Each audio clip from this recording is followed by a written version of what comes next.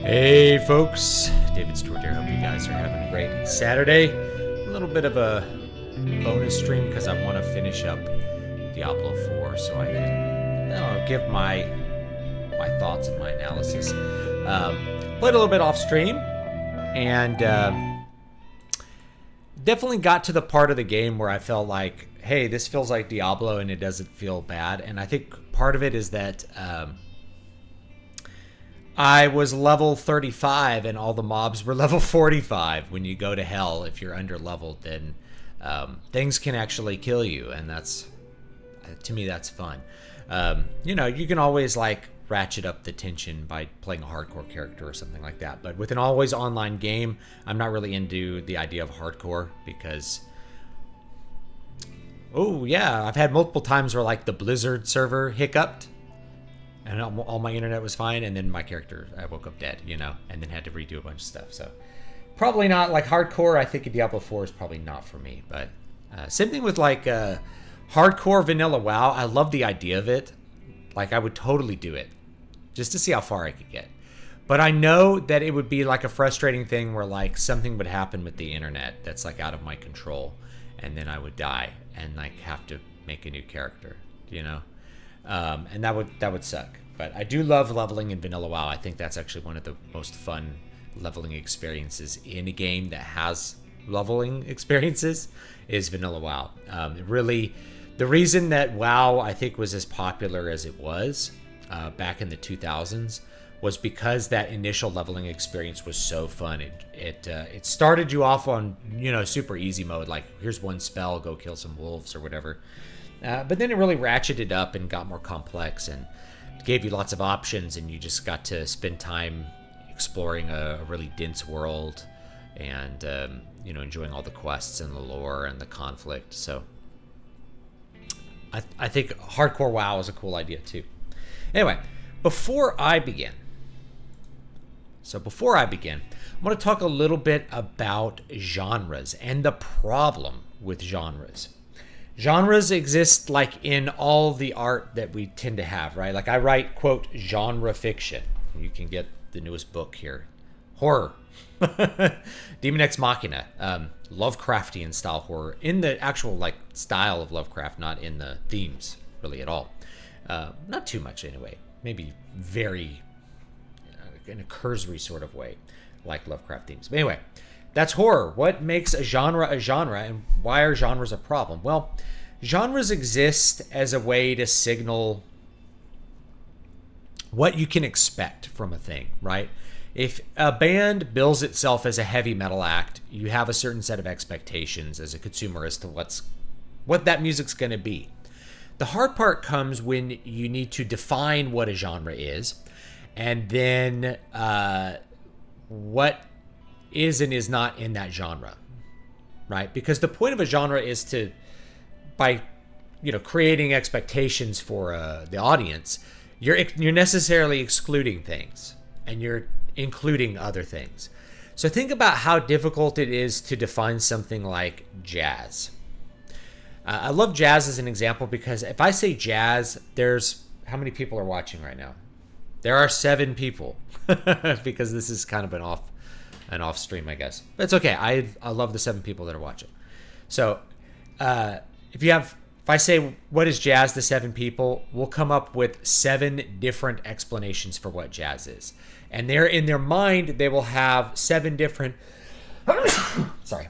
In their mind, they'll have 7 different ideas of what a jazz song is. They'll think of a jazz song first. When I say jazz, you'll probably think of something that you know is jazz. And if I say some other genre like heavy metal, you'll think of a band that plays heavy metal or a song that you know which is heavy metal. You'll think of Enter Sandman or something. And if I say hard rock, you might think of like Welcome to the Jungle or something, right? So everybody has like I don't know what to call it, like a prime example of a genre in their mind. And then whether things are in that genre or not is a matter of kind of comparing it to the ideal, if you want to think of it that way. That's the way most people think of genre. But the hard part comes when we're trying to market genre. So if we look at something like jazz. Okay, so let's see, what's jazz? I think of a bunch of different jazz artists. Okay, there's like Benny Goodman, right? There's Louis Armstrong. Are Louis Armstrong and Benny Goodman, do they sound alike? Well, they actually sound really different, even though they are both from jazz in the first half of the 20th century. Okay, well, what about Miles Davis sounds really different from both of those. Whether you're going and Miles Davis plays in 4 distinct subgenres of jazz. He played hard bop. What's hard bop? He played bebop, right? There's bebop. There's big band. He played cool jazz. He played avant-garde, and he played like fusion stuff, and he even played like pop focused stuff in the 80s, which is actually my least, probably late Miles Davis is probably my least favorite Miles Davis. But all of that, people will be like, well, you can't say it's not jazz because it's Miles playing it. But if you listen to Miles playing like Cyndi Lauper tunes as standards in the 80s and compare it to Birth of the Cool, you're like, I don't understand how these things are similar, right? They sound so very different. There's different instruments, different structures, different approaches, different costumes they wear, right? They both have trumpet because they both have Miles Davis in them, right? But, is the inclusion of a horn necessary for jazz? I would say it's not. So when I try to give a definition for jazz, my usual thing is it's improvisation. That's as broad and robust a definition of jazz as I can give. It's improvisational music. That will cover most things that are jazz. There's a problem with that, though, is that even though it's a very robust definition that includes almost everything that's jazz, it's actually going to exclude some things, like Benny Goodman. Benny Goodman was famous for playing canned solos. That is, he did not improvise. He played the same solo that he had worked out every single night, and so did the members of his band. There's been lots of jazz players over the years who played canned solos. So are they not jazz? They're playing solos that are intended to sound like improvisation. All right, now we have a problem with that robust definition that should include every single genre of jazz, like fusion to everything else. We have another problem, which is that includes things which most people would say are not jazz. Black Sabbath would be jazz by the definition of improvisational music. One of the complaints that I would get from people when I go see Black Sabbath is like, how come I didn't hear any of the solos from the record? Because these are not people, usually younger listeners, like people that were born after 1980. They'd been listening to the record their whole life, and then they'd hear Tony Iommi come out on stage and play a new guitar solo. Because he'd play a different solo every night because he was a jazz player, right? Black Sabbath started as a blues band. So it started as jazz, and then they developed a style that became its own thing where they were kind of the center example of that. But by the most robust definition of jazz, Black Sabbath is jazz. And that doesn't just include guitar solos. There are bass solos, drum solos in it that are all improvised. Ronnie James Dio would improvise lyrics, melodies, and everything else. There was a ton of improvisation in a Black Sabbath concert, right? It would totally fit in with jazz if we hadn't kind of drawn a circle around it and said, well, now this is the prime example of heavy metal. So that's part of the problem with genres. If we bring this into literature, I'm a musician in addition to being a writer. So I like to think about music because people can quickly grasp how fuzzy these definitions of genre are. And then you can start to understand how genre affects how people view things. Because with books, we put things in genres so that we can sell them to people. That's why genres exist.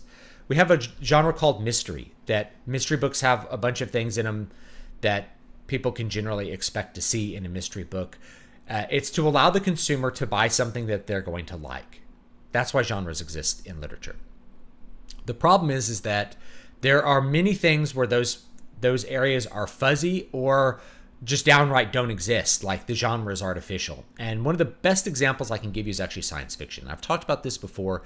If you've read J.D. Cowan's blog or read his book, The Last Fanatics, you'll understand some of this, which is that there is no such thing as science fiction. Rather, science fiction as a genre in the early 20th century really would refer to what we would call today fantasy, not science fiction at all. And in fact, the words science fiction don't refer to anything. It's fiction about science. Nerds seem to think so, but their favorite, quote, science fiction books are really just part of a subgenre of fantasy. They're like fantasy with spaceships, right? Think of your prime example of science fiction. When I say like a science fiction franchise, you're probably going to think of Star Trek. Star Trek is probably one of the best examples. There's Star Trek books, Star Trek series, Star Trek movies. There's a bunch of Star Trek. It's all Star Trek. Star Trek has magic. Not only does Star Trek have magic, the technology is magic. They teleport up into a ship. Well, you see what we do is we break down each molecule and reassemble it on the other side. I'm like, that sounds very sounds very cool, but that's fantasy. That's a fantasy idea. And you're using infinite energy magic to break apart every molecule and reassemble it using a magical computer, right? These things don't exist. They're purely imagination. So the technology is a form of magic.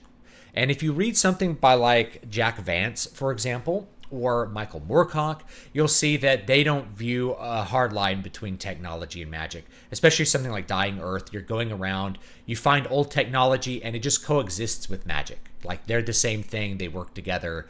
The characters view them in the same way. The ancient technology, it's magic. It works like magic. And there's magic and ghosts and monsters happening at the same time. It all goes together. You have a hard time classifying, when you think of science fiction, something like The Grand Crusade by Poul Anderson, where you have a bunch of crusaders, knights, steal an alien spaceship and go into space. Okay, well, that's a great setup for a book. Is it science fiction? My point is that science fiction is really fantasy, but with a couple of specific tropes that audiences expect. Mainly, they expect it to seem somehow future-y and to have technology, that is, science has somehow created the magic rather than magic being born from the gods or being part of the world somehow. So if the magic comes from like some sort of divine origin or like esoteric, witchcraft thing, then that's fantasy. But if it comes from a machine which doesn't exist and we made up and we don't know how it works, then that's science fiction. And even you get the silliest genre I can think of, which is hard sci-fi, which has like technical manuals for ships and stuff, which is all just imagination. It's like a complex imagining of magic with a little bit of what we know today kind of as the basis for that. Like, what if we could do this, but we could magically do it at a bigger scale, right? Like, what if we could go fast, really fast, so that we could travel between stars? I've done that. Like, I write science fiction. So Prophet of the God Seed has like time dilation and stuff. That's real science. But it's basically magic because I have a bunch of other stuff that's just magical to make people be able to move between planets and things to work. So, that's the problem with genres, is that if you're writing genre fiction, the pressure will be to just write all the tropes of genre fiction and to not be original in any way. But if you think of all the best examples of genres, whether it's music or books, you'll find that they bend what we would think of as the genre. Black Sabbath does, for instance. Black Sabbath, if we had never heard heavy metal before, Black Sabbath would be jazz. Or or blues. It actually wouldn't be blues. It'd probably be jazz because it's modal. There's no blues structure really. Led Zeppelin would be blues, but not Black Sabbath. Anyway, Dune has magic. It has like magical spice that, Dune has tons of magic. It has seeing the future. Instead of gazing into an orb, you take the spice and you can be prescient. You have sandworm people. Like, Dune is crazy. I love it. But it's very magical. And so it's, as one of the centerpieces of fantasy, science fiction, you see that it has a lot in common with fantasy. It blurs those edges almost always. And as things go on, the genre starts to refine, and then people get an identity built in. This is why science fiction I find so annoying, is that it's not really science fiction itself. Science fiction itself is so inward focused that you can pretty much guess any plot from like modern science fiction before you even pick it up. But the fans have an identity associated with science fiction that makes them feel smart somehow, even though they're reading magical books.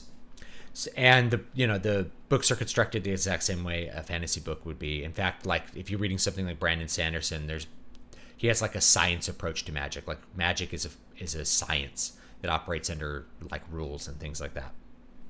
It's not purely magic, but it's things that are, speculative. They don't exist. They're not real. They're imaginative. And that's what makes them interesting, because it changes where the plot can go in science fiction and fantasy. But yeah, people have an identity associated with that. People get their identity from the things they consume now. And I don't know how much of that was in the past. Like, I don't think people had an identity of like, I like horror magazines in 1910. Maybe they did, and I'm just not aware of it. But it seems like this is kind of a thing that gets associated with Gen Y and younger, like millennials. Actually, X, Y, and millennials, like the children of the boomers, tend to have identity associated with the genres that they're attached to. They're metalheads, right? Like, I get it. I'm a metalhead. I listen to a lot of stuff that's not heavy metal, right? But I do like heavy metal because I like the things that I can expect to hear in heavy metal. That's how it goes. So you have metalheads, you have guys who are like sci-fi nerds, you have the D&D guys, you have people that are super into Star Wars, people that are into Star Trek, whatever it is. People attach their identity to things they consume and genres, including genres. Like, I listen to death metal, I don't listen to any of that power metal stuff. It's like, I just listen to good music, man. And I can tell you, like, I can get very bored of death metal very quickly because I've been listening to it for 30 years. So it doesn't, like, I don't get excited. Like, here's another death metal band playing the exact same style of music you heard 30 years ago. It's like, great. I'm not interested in that. Oh, you're just not into the hardcore music. It's like, dude, like I have a gigantic death metal collection. What do you want? But that's how it works, is that people get their identity kind of associated with the genres they consume. And I think that that's problematic because me as an artist, I really like to bend genres. I like to blend things. I'm very eclectic.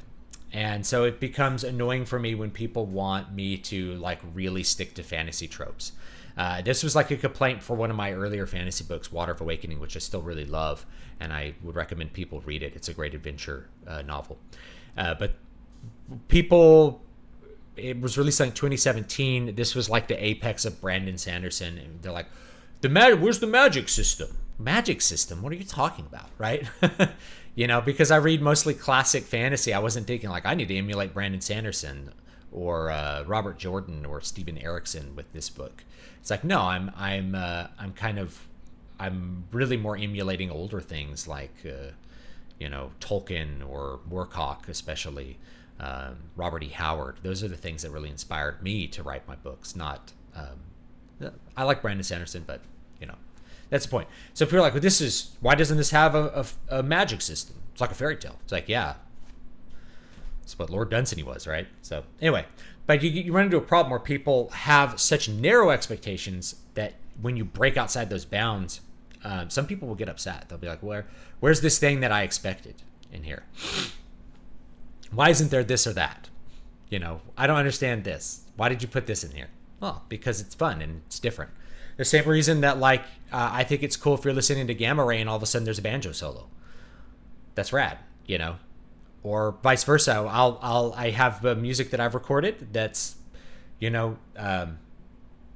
It's all like classical instruments, and then boom, there's like a shred solo in the middle of it. I like eclectic stuff. So anyway,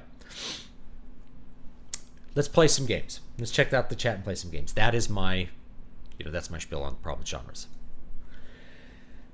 Have you seen the combined elements of ChatGPT and voice-to-text attached to Skyrim companions? Yes, I talked about this on Wednesday. Someone asked, does AI have the capacity to make games better? I'm like, in some ways, yes.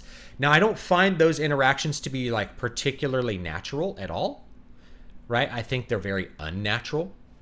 But they have a potential to create a lot of immersion and to speed up the process by which players can experience the world, right? Like, you could program little personalities for things so that the NPCs really respond to people, so it can really enhance the immersion. Very cool mod. I'm very impressed by that application of the technology, and I could see more application of the technology like that in the future in a way that could really make games fun and interesting, and experiences that change every single time. It's like every single time you play the game, there's new conversations, new NPCs, different things happening. My only fear with that is that eventually it can basically run into the Daggerfall scenario. Like, if you ever played Daggerfall, this is Elder Scrolls 2. A lot of people make a big deal. It's like, look how big this world is. It dwarfs any other virtual world. Yes, but all the dungeons, which are procedurally generated, end up not being... You just get bored of them after a while because they don't present anything unique in their randomness. Every town is just like a random assortment of NPCs. There's nothing that drives you to go to one of those towns and experience anything in it, right? It's very different from Morrowind, where you go to a town and it's really unique. It's better to have fewer towns that are unique and provide a really great experience for the player than it is to have, many towns that are all just random jumbles of things. Random jumbles of things can produce interesting effects, but not necessarily. One does not follow from the other. Just because it's unique does not mean it's interesting. Just because it's original doesn't mean it's engaging for the player. That's the gap between AI generated content and things that people actually like. Yes, the AI can use random algorithms and stuff to produce unique and interesting content, but you shouldn't expect it all to be all be interesting. It can be unique, but you shouldn't expect it all to be as engaging as something that's carefully crafted. They use trebuchets to throw nukes in the High Crusade. Great novel, man. I love Poul Anderson. He nails it.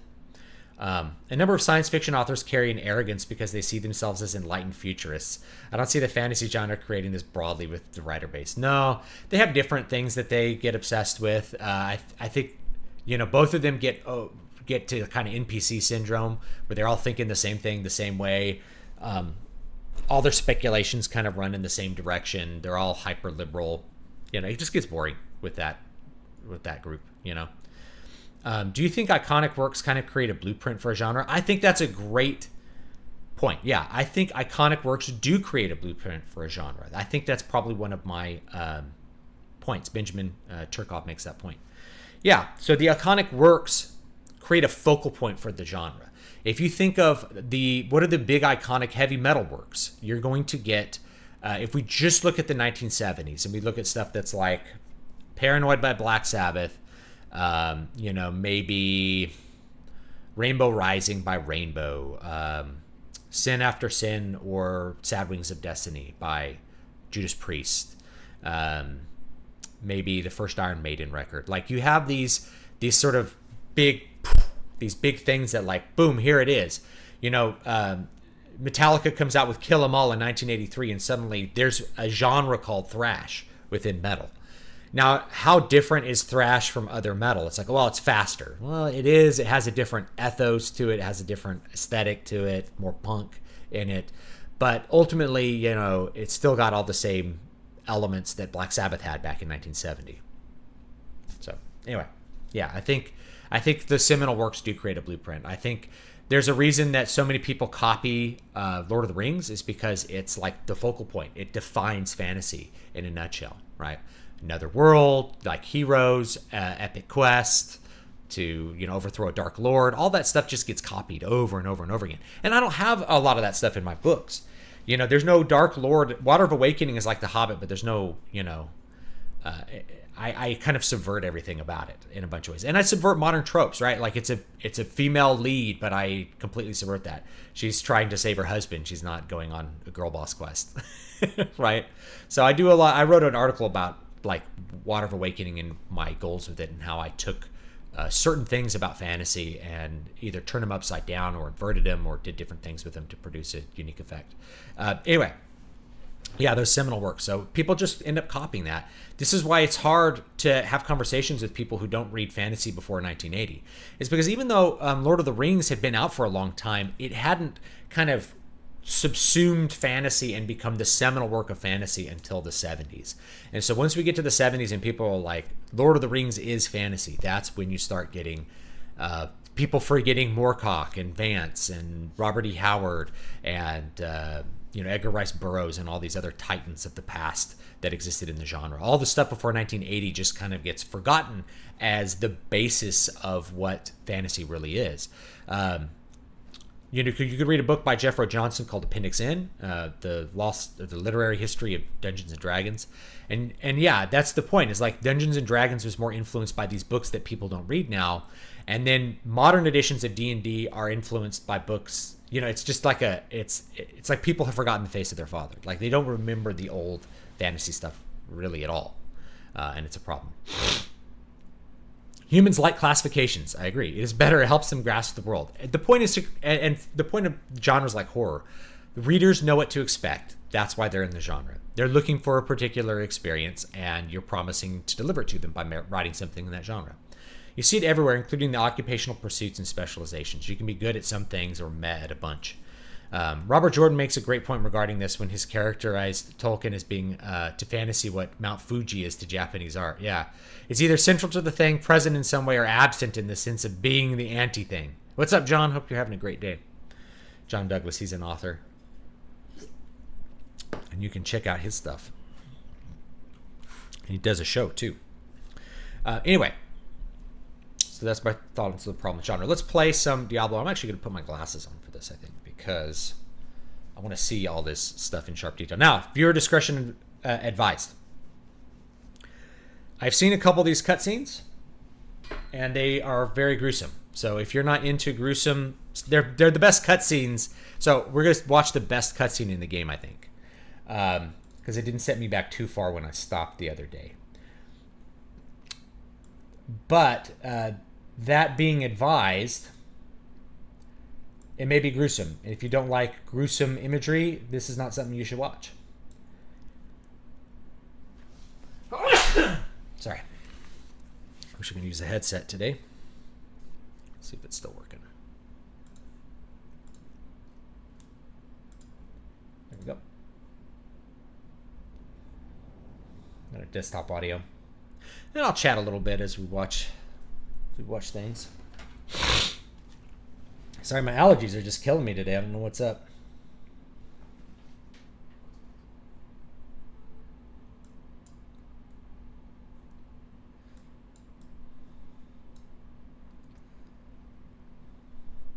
My shows are good except for the ugly host, which is me.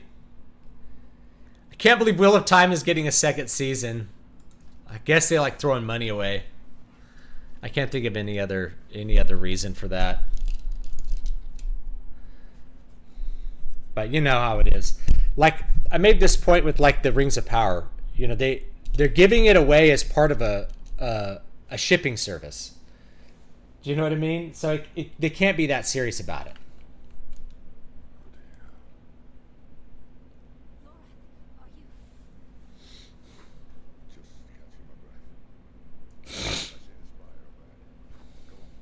All right, we got a little cutscene coming up here. We can chit-chat through it. Trying out this headset I got. Originally to use on the PS5, but it works even better on PC. Speaking Horadric. I was looking to get into AI art. Which AI generator do you think is the best for beginners and my recommendations for tutorials? I'd probably say Midjourney is what I tend to use the most for my assets, if I'm using AI assets or just like generating thumbnails. It has a lot of options, but it's really easy to use. You can just experiment and play around with it. You can blend other images together. There's a lot you can do with it. So, yeah, I'd probably, Midjourney's good. It works through Discord, so you can just use it on your phone. You don't need another app. You don't need to install anything on your computer. It's really convenient to use. Like if I'm on the go and I need to make a video thumbnail, I can just use Midjourney to do it, and that's honestly amazing. It's amazing that I can do that. So this is a really cool cutscene, but it's very gruesome. And I'll chat about it a little bit because I think it does a couple of interesting things. You have all of these like holy warriors. Again, you're wearing like the trappings of Christianity. Even the symbolism looks like, it's just straight up ripped off from various parts of Christianity. There's a cross right there with the sun, like, you know what I mean? You have Inarius.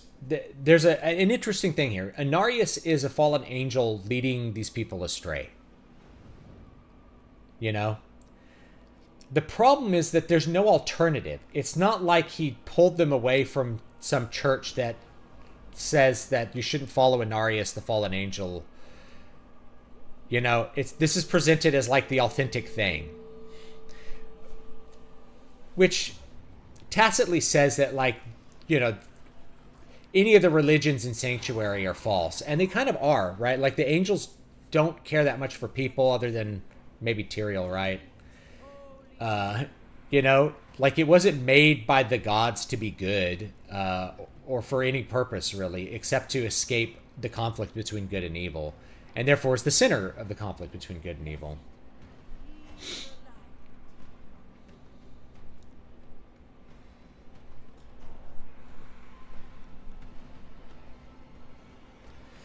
Could you imagine like a fallen angel leading people into hell to try to conquer hell? You think on your surface like this must be a good thing, right? Obviously, it's not when you watch the whole cutscene. Inarius is not particularly insightful about his situation either. Even though he is a fallen angel, he's still made of light, which is a little weird. I don't know. I would probably choose. Sorry, my microphone's falling down. Probably choose some different imagery for him if I were doing it.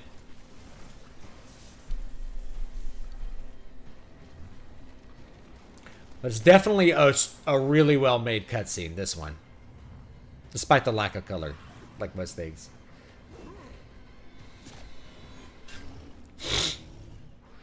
There's a lot going on. The art team usually earns its money at Blizzard. I just am not a fan of like the colorless aesthetics of Diablo IV.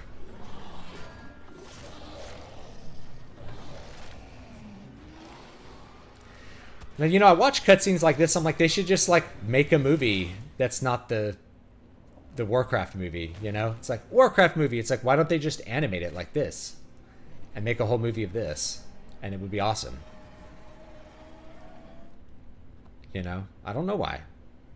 Well, we got to have human actors rather than photorealistic CG actors. We should just do this. I think Final Fantasy Spirits Within was 20 years too early.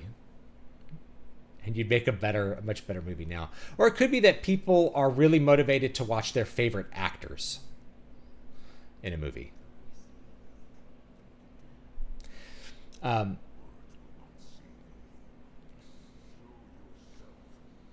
Show yourself.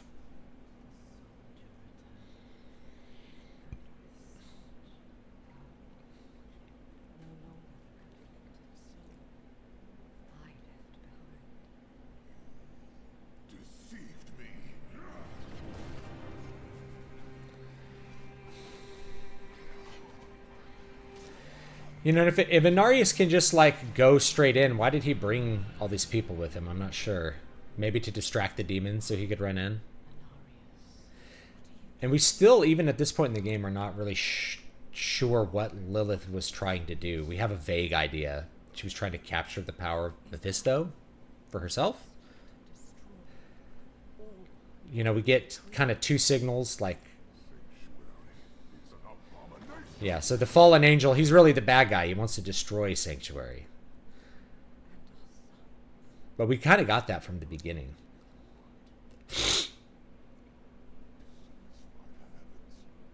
Yeah, the whole plot of Diablo 4 is a domestic spat between two exes. That's good. Oh, CG actors won't get on the casting couch. That's a good one. Yeah, the orcs of the Warcraft movie were the best part. I thought they would be the worst part, but they were by far the best part. And the human actors just looked silly in the plastic armor beside them. Really silly. They should have just done the whole thing CG with the orcs and humans both. And made exaggerated, like, super muscular humans like you have in the games.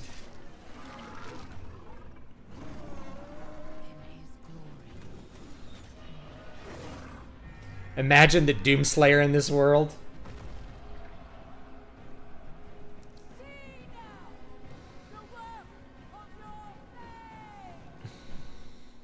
It's kind of funny, the work of your faith, like, they're just doing it, right? You know, where is the divine intervention in Arias?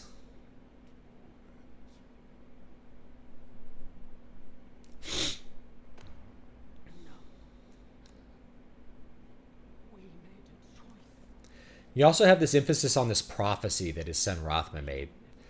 Like the spear of light piercing hatred's heart. And we kind of turn it around in this moment.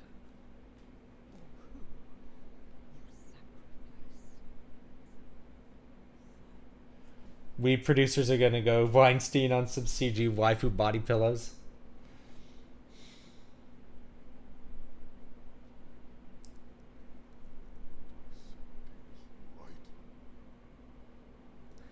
You know, and this is another thing, right? He's like, I'm trying to get back on the good side of the gods. And they're like, nah, you can't really do that by being evil. I think that's actually a good thing, right? Like, this is actually a moment that I kind of like.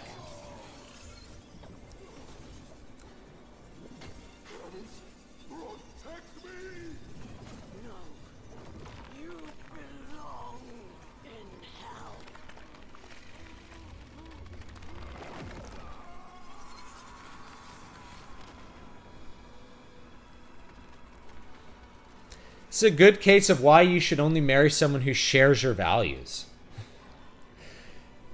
You shouldn't marry a demon when you're an angel. It ain't gonna work out. The demon can't be good, she'll just make you bad.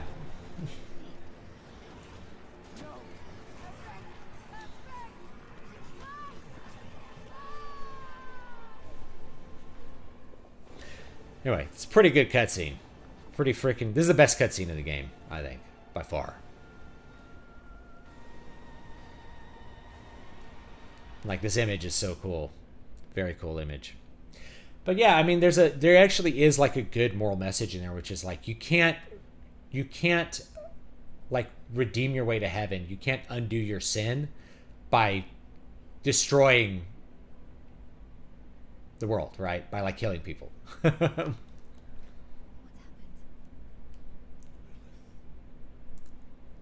This is funny. She didn't tear off Inarius' wings at all. She wasn't toying with him either. And she didn't torture him. She just killed him. The prophecy wasn't wrong, though. You guys get it, though. It's like Inarius' heart was hatred, which is good. It's a good turnaround, actually.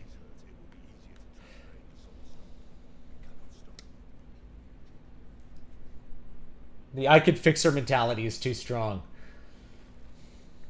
Now, I did like this. I have liked this part of the game better so far because I'm 9 levels lower than everything. So, like, you know, there is a chance of death. Level 45 plus. Look at this. This looks cool. But even hell is completely gray, guys.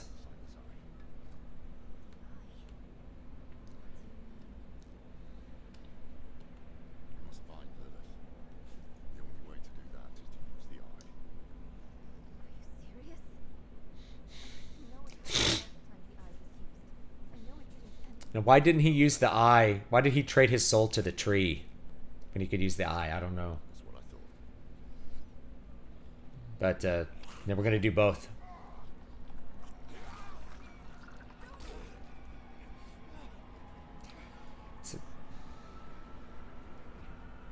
It's a good moment.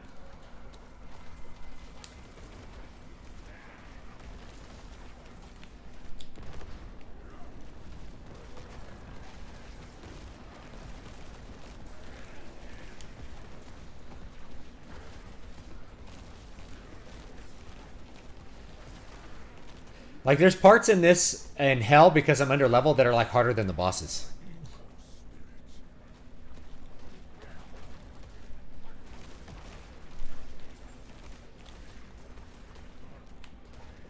I have a legendary that like increases my like normal attack speed by a bunch. It's pretty good.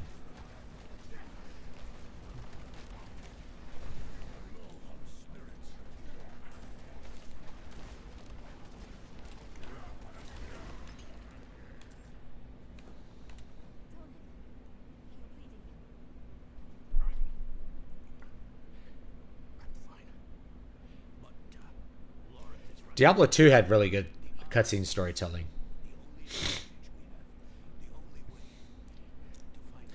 This is kind of interesting. They used this blood pedal thing to kind of frame the cutscene so you could see what's going on in the past or elsewhere. But the cutscenes still don't really explain a lot.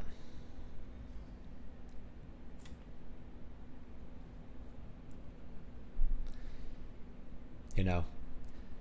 They're revealing things, but we still haven't really been revealed all the details we want, even at the end of the game.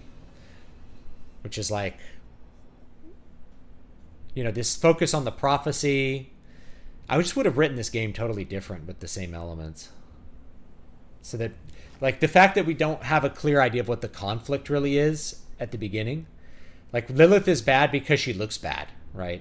She looks like a demon, therefore she's bad.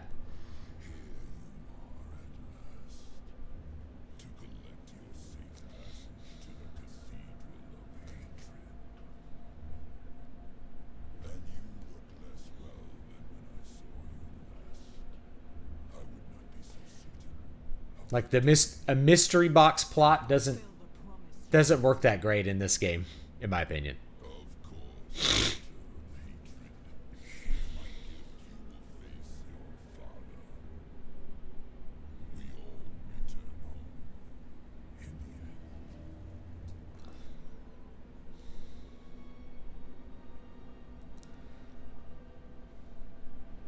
Hail. The first Diablo game is so different in gameplay to this one. It's cool. It's good to come back to it sometimes. What is this? Where am I? A prisoner in your own mind. I could keep you here forever. But I will offer you a different fate. You could be Sanctuary's greatest protector. But only if you choose to.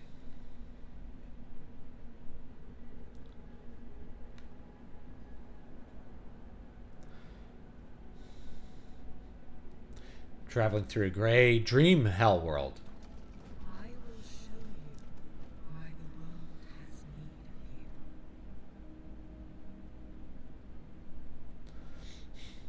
Like, the morality is gray just like the world. Ever since you drank my blood, I have been a part of you. I always will be. I carry your hopes and fears in my heart. I gifted humans with free will, but they are lost without a shepherd to guide them. Footprints. This must be where I'm supposed to go. Flock to these theaters disguised as temples, where false saviors tell them fairy tales of good and evil. So this is actually a satanic thing. The idea that Satan is the giver of free will. Have you ever heard this? Like left-hand path stuff? They're like Satan is about free will. No. No. The reason that morality matters is because God gave you free will. Right? Total inversion of like Christian theology.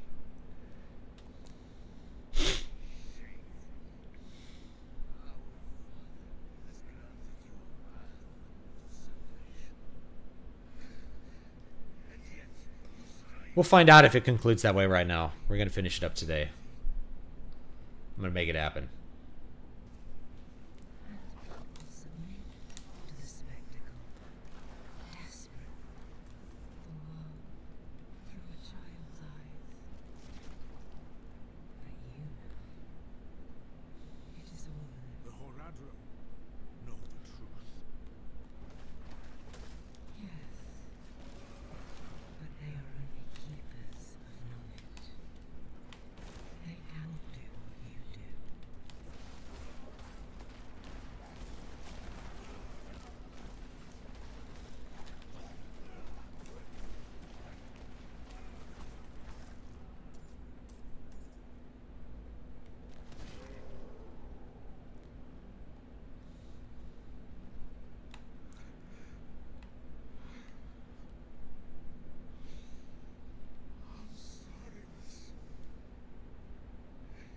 This is Donan's son, who you met once, gets killed by Lilith when she shoves Astaroth's little soul stone into his face, like in Diablo II. It's very nice.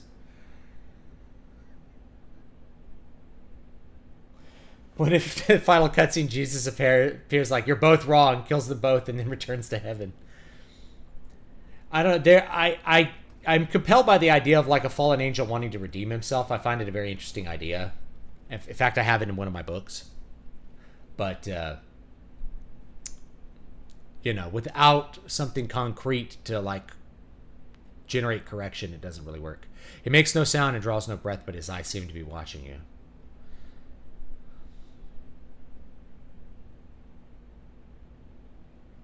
Lilith killed him. Like, Lilith is not good, obviously. So that I repented.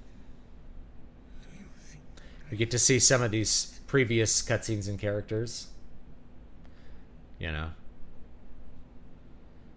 And Arius leading him to inflict pain without reason. This is like a misunderstanding of penance, too. They frame penance as like a punishment, and that's not what it's intended to be. It's not what it is. Wiser and even more martyring. But it was not in his nature to be a shepherd either. I have not pre-ordered Baldur's Gate 3. But rather than use it to unite the sanctuary, he let it breed chaos. My chair has shrunk down, I realize. Elias, Rorath, they wanted so badly to see their own meaning in the prophecy. They were blind to the simple truth of it.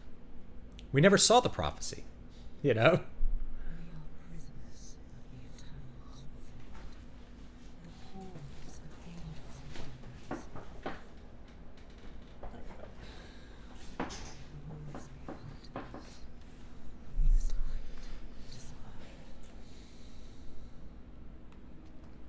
It was so human of Arius to think the prophecy was all about him. Or perhaps he were kind and inherited that vanity from men. We should have started with like a clear exposition of this prophecy. That would have really sucked people in more than that opening. I mean, after that opening scene of Lilith coming back.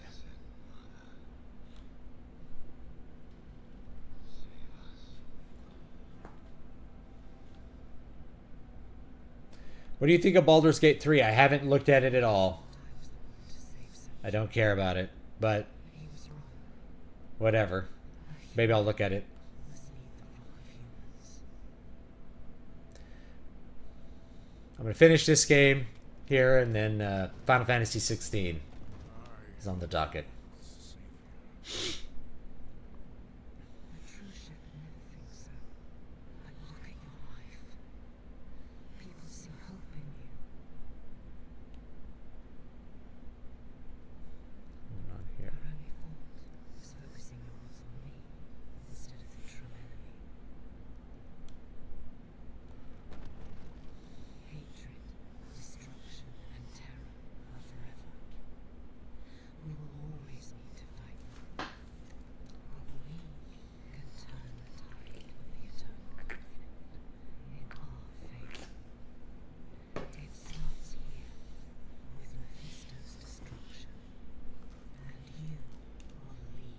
Jim Butcher's Fallen Angels trapped in Judas's silver coins is a fun handling of the concept. Yeah, Simply take it's kind of an inversion of an icon.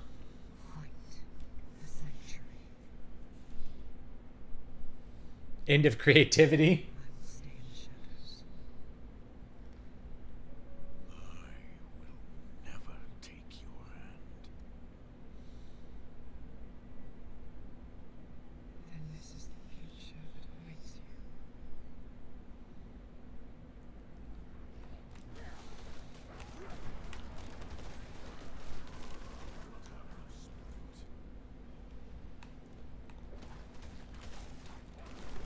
I will keep you shackled here forever.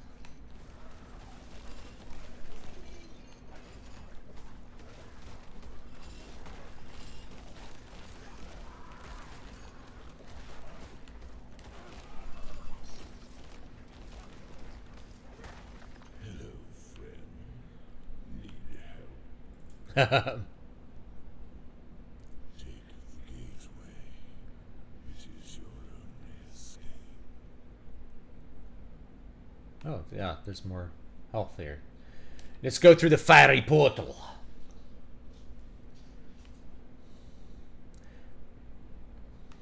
This is definitely, in terms of gameplay, the part of the game that gets a lot more fun than earlier parts of the game. Although you're not seeing it. I had to go through a bunch of levels of hell, like killing things that were way over my level, which was fun. Makes you think about how to like actually survive and use your skills rather than like spam two things. Do not cower. I've come to free you from this trap. Why do you keep helping me? Look where we stand. I saved you in this dismal little cave because I sensed you would end Lilith. Have a good one, Lobster. That is all I want. I won't lie. There will come a time when we are enemies. Path of Exile 2 looks awesome. I'll take a look at it. Path of Exile's good. Here's the other thing. You can play Minecraft Dungeons and actually get a Diablo experience. And a pretty good one. I have felt more challenged by playing Minecraft Dungeons with my son than playing Diablo 4. The path ahead is steep. And you could get it, I got it for free from like PS Plus or something. Like the basic online subscription they had. Without fear.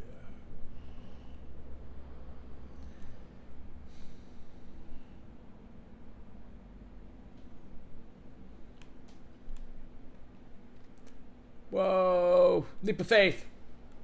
I thought I sensed that old wolf skulking around. Your daddy? You would follow Mephisto, but not me. Are you that foolish? I don't serve either of you. What did my father offer you?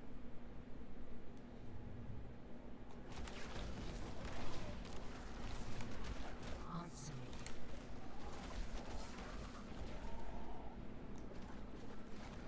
Oh, we got a boss up here.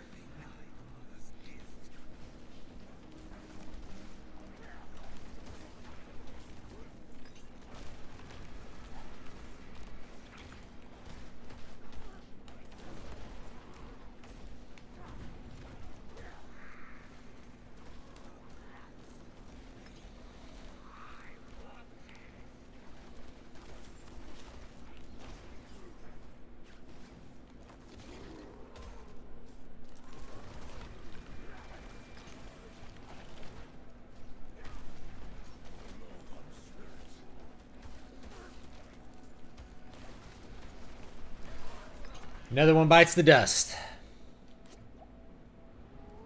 Oh, I still gotta kill Broll, the Tyrant King here. Okay. Alright. Ouch. Luckily we have pots everywhere. I haven't even used my, like, super spell here on these bosses. Time to do that.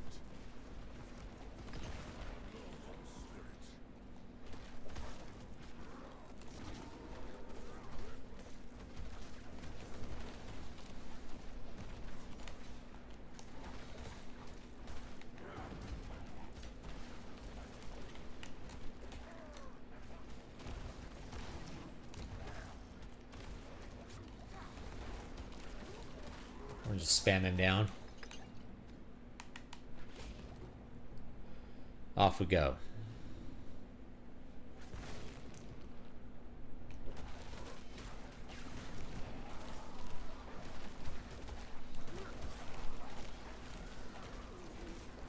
Alright.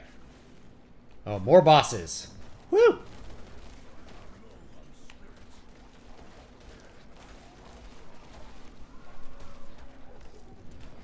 Might actually level up here. Might be enough XP when these things are 45 to level me up.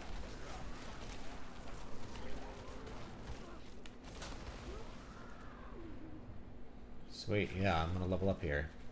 Erida, Keeper of the Dead.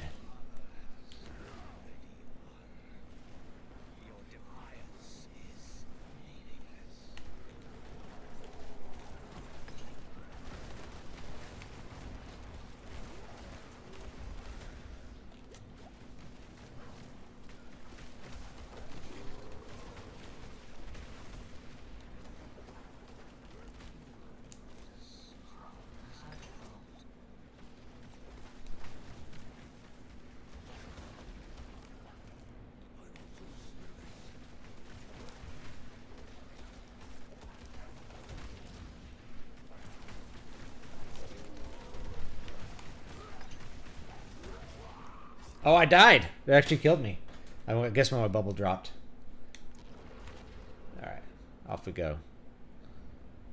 Killed by a nightmare fragment. Alright. Oh, look, her health didn't even, like, go reset. That's cool.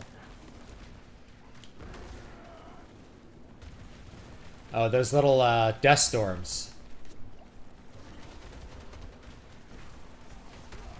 I died again. Yeah, her health didn't even go down. Or reset.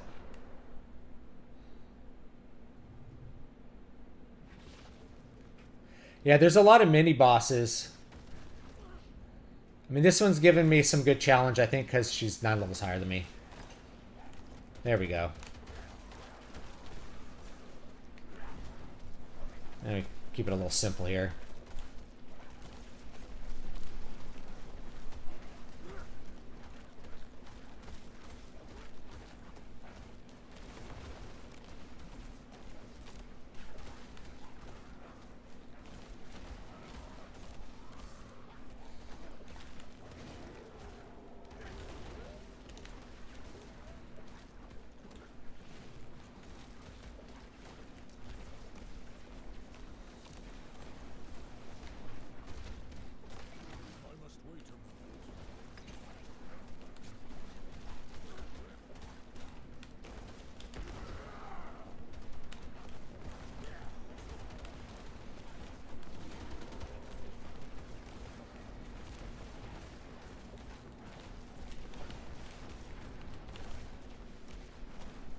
Alright, there he goes.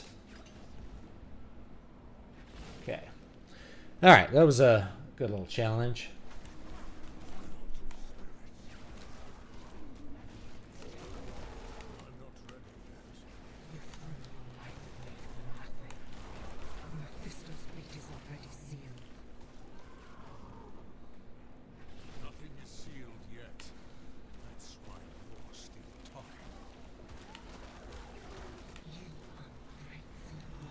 There we go. Finally, we level up. The bosses didn't even level us up.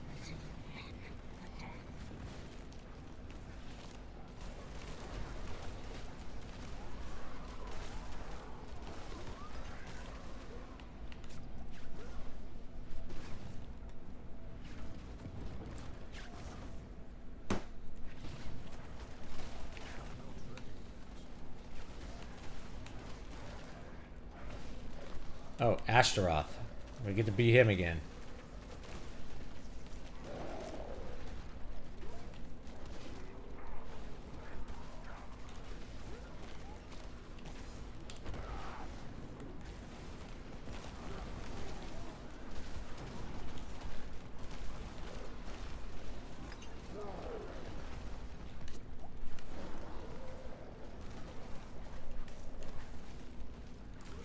Yeah, these little falling boulders give it like an extra little challenge here, you know?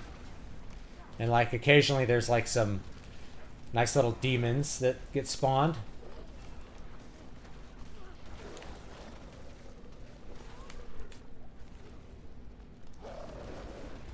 Ooh.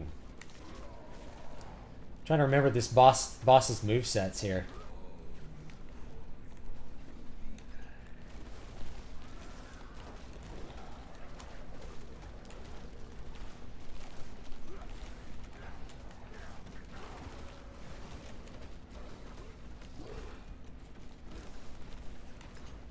Alright, there we go. He's dead. These guys didn't give me like any XP.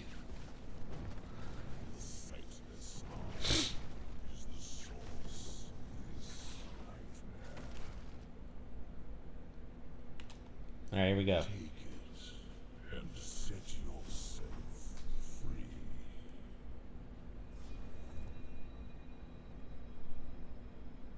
Midjourney is a program, but you operate it through Discord. So you join the Midjourney Discord, and then you type the prompts into chat by typing like /imagine. And yeah. The artifact's edge is cracked, but it still pulses with magic. Glimpses of the Nightmare Realm flicker across the ice surface.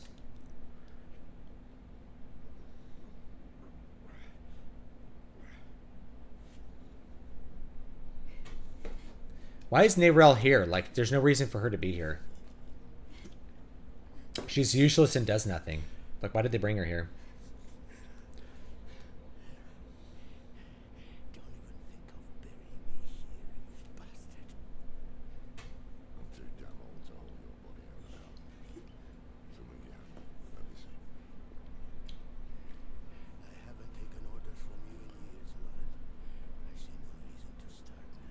Hiss of pain. Yeah, even the menus are like lacking energy. Should have come to me instead of the cathedral.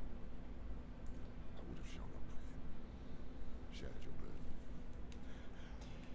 Gameplay alone, how do you rate this game? 5 out of 10. 6 out of 10? 6 out of 10 if you get to the end of the game and you're underleveled. It's fun. At some places. There's definitely fun to be had. The problem is the fun is spread out across like so many different areas. You know, you're walking through a very gray landscape to get to a boss fight, and that's like the campaign, you know. In-game will be different. But the question is whether you're willing to like do a rather boring campaign to get to the end game. Diablo fans will be, I'm sure. But yeah, I mean, like it's a reskin of Diablo 3 in terms of gameplay. So if you liked Diablo 3's gameplay, you will like Diablo 4's gameplay.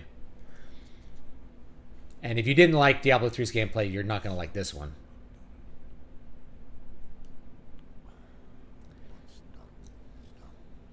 It's less fun than Diablo 3 as far as gameplay goes.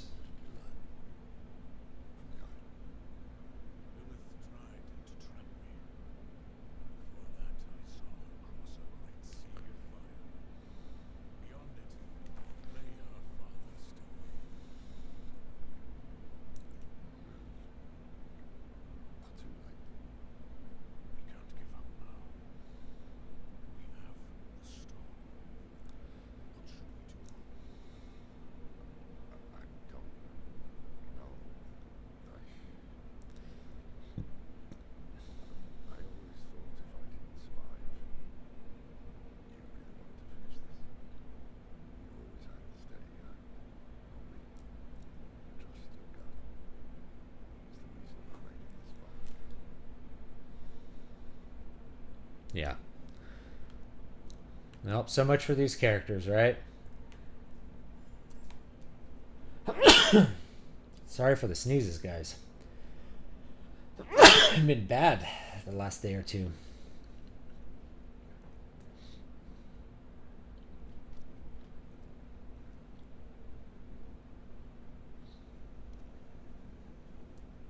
All right, Narelle, I don't know why you're here, but you're here, so let's get on with it.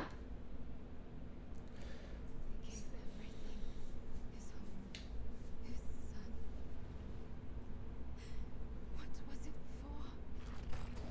Yeah, I agree with Mech Shark. Blizzard is a steward of IP, so I'll read the question. You think Blizzard will get better after the Microsoft acquisition? No, I think they're a steward of IP now. There's no return to form because all the founders are gone. They're not going to make new stuff that's good. They haven't made a new thing that's good in a long time. I guess the last thing they made was Overwatch. That was like new. And I didn't like it, but lots of people did, so just, you know, it was probably good. I just really hated the gameplay. And the art style. I hated everything about Overwatch, but it's okay. Lots of people like it, and that's fine. Lilith takes my essence. Sanctuary is lost. What do you propose? No proposals. I offer only my aid. This leads to the Cathedral of Hatred. But you must hurry. Lilith is almost there. How bad's the heat over there in Texas? It's pretty warm today. It's in the 90s. We always have a pretty hot June and July. August, you get a lot more rain, so. We haven't had a ton of rain lately. We had kind of a dry month.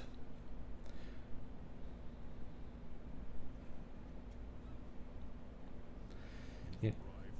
Normally we get like 100 inches of rain or something. It's a lot. So, but that's tends to be spread out during the spring and fall. A wise ploy. Then you can leave the stone with me. I will ensure that Lilith never troubles your world again. You return home. I remain in hell. All right. Let's see what's going on up here. As it should be. What? Why did I go backwards? That was weird. Maybe a little hiccup? A little internet thing?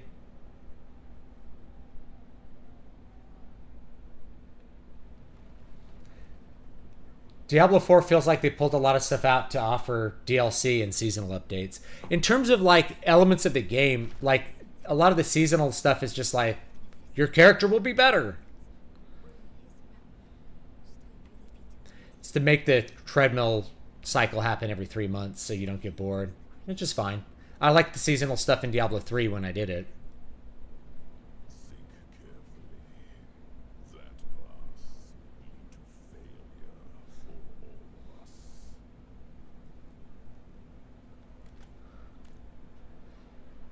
Don't need the healing well because I'm at full health. Ooh. Ooh, that's cool looking.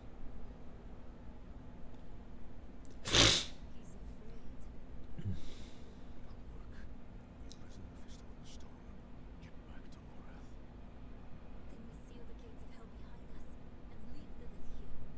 catch you before you escape.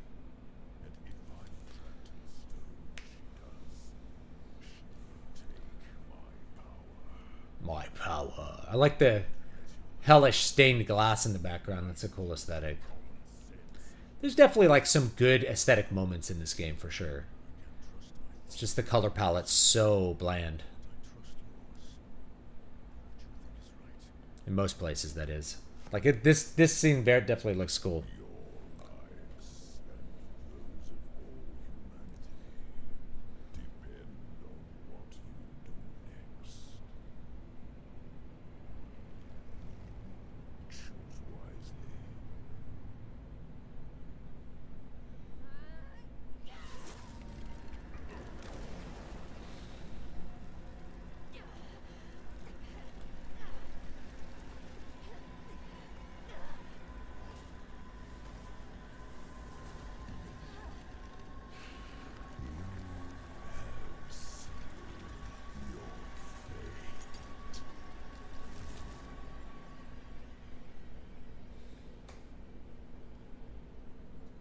I could save her. Let us pray that worked. Pray to who? Pray to whom? It's funny that you realize these expressions don't have meaning when there's no gods. I'll find Lorath. We'll make this right.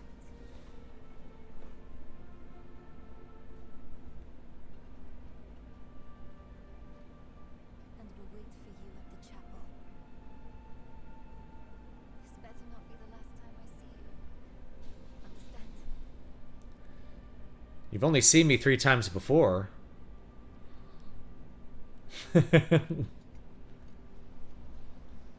Like this, I mean, that's a really bad piece of dialogue when you stop and think about it. It's like, why would she say that?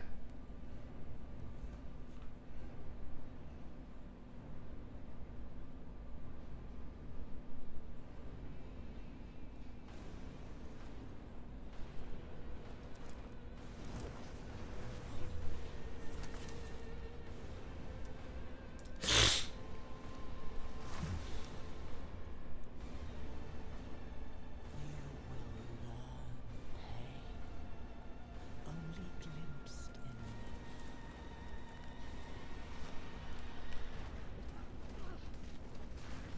in Lilith, creator of Sanctuary.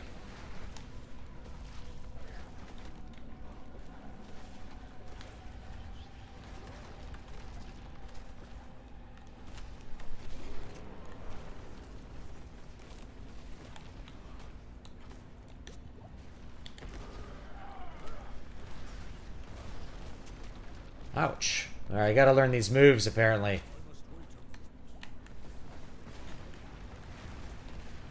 Alright, what's she doing now? She's gonna do a little move there. Do that thing with the broken... This is something I really don't like about this game, is that, like, the boss is always off the screen. It's really annoying.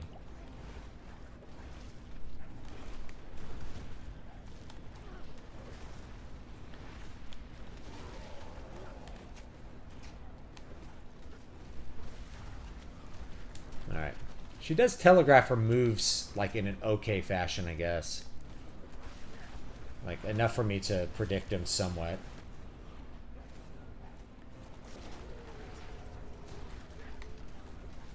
She killed my wolf!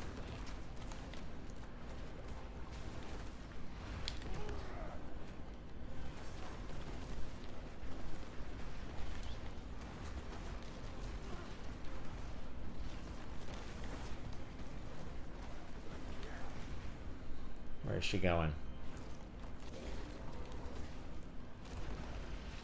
Alright, we got some... Oh, we got some guys here. Oh, no!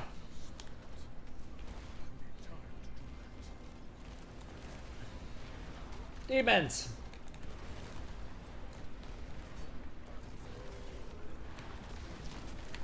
Alright, here we go.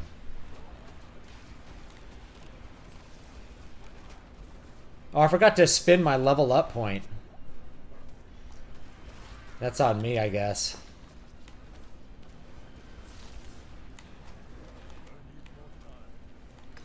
She's like spawning elites here now.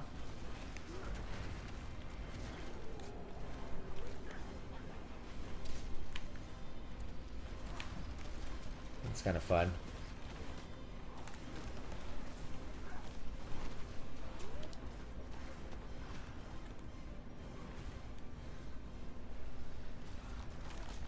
Ouch.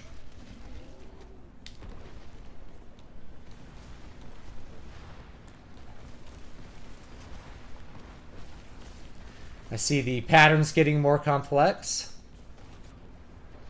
Which is cool. Alright, there we go. Got her kind of down here.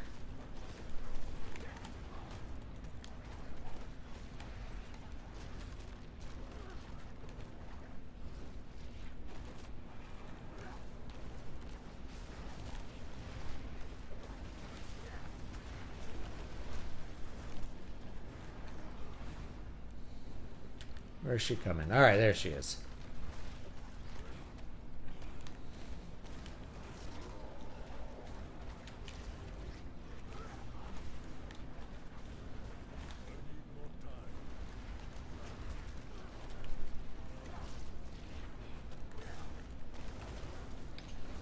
we go. Some more health here.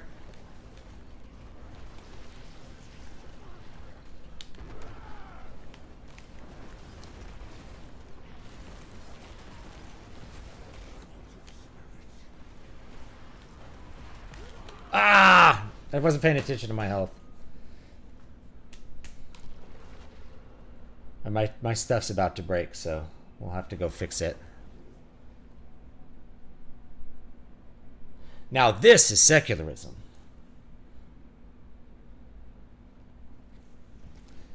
So if there's no gods, instead of pray this works, let's just think that this works.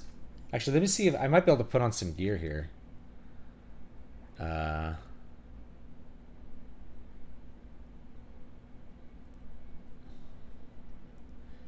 Basic skills, attack speed is better. Alright, that's better. I don't know if I want to put on the Chaos Helmet. Even though it's like a big upgrade. It's not a big upgrade.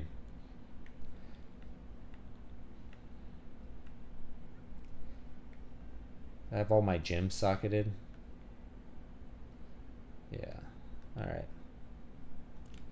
It's all good.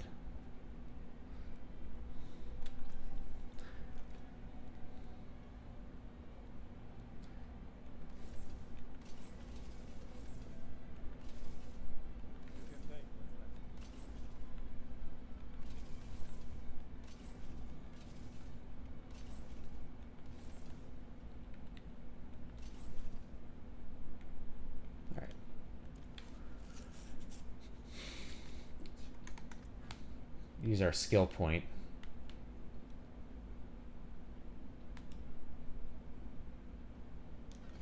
Right. Little life regen there. Actually, I wonder if I can have one here that's... I wanted to take one out of this. I don't need that. Do more wolves power. Lightning, yeah. Actually, there we go. That's better. All right. I think I should be able to get this. I'll make less mistakes at the beginning of the fight because the patterns are a little more obvious. Where is she? There she is.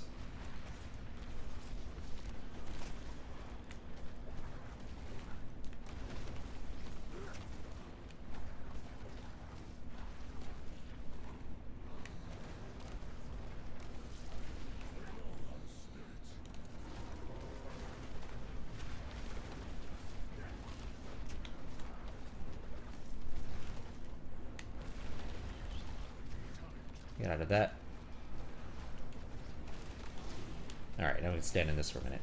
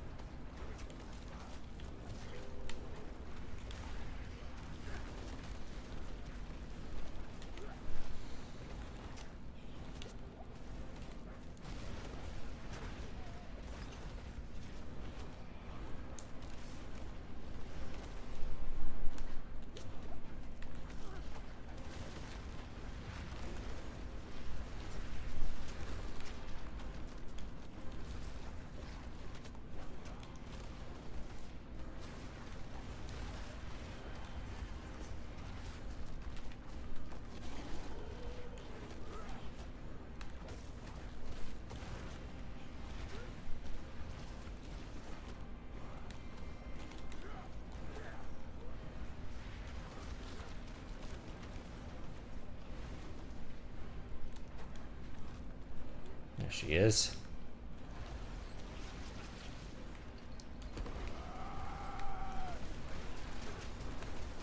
No, don't die!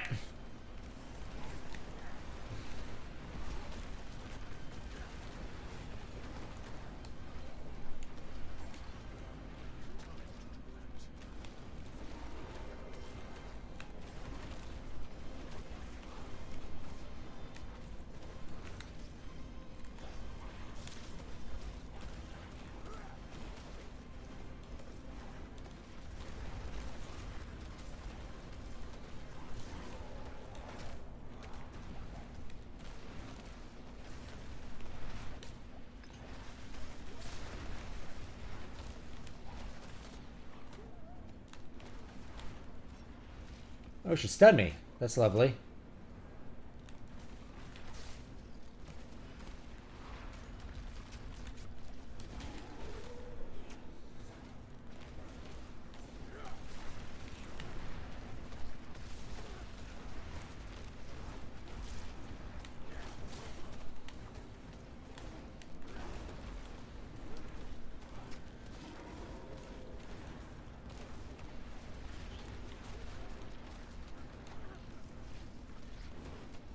Oh, I forgot to repair my stuff. I went to the blacksmith and forgot to repair.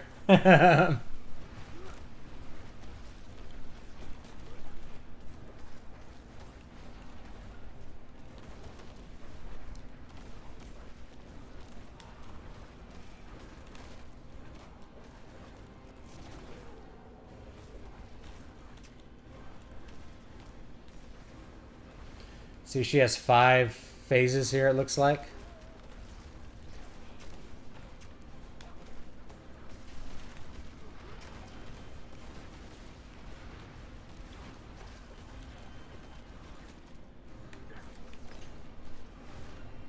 Alright. Have some more guys here. Some damage here.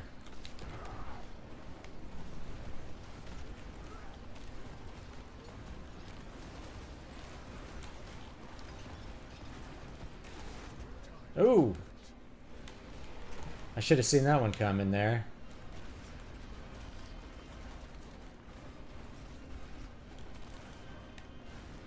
She's always off the screen.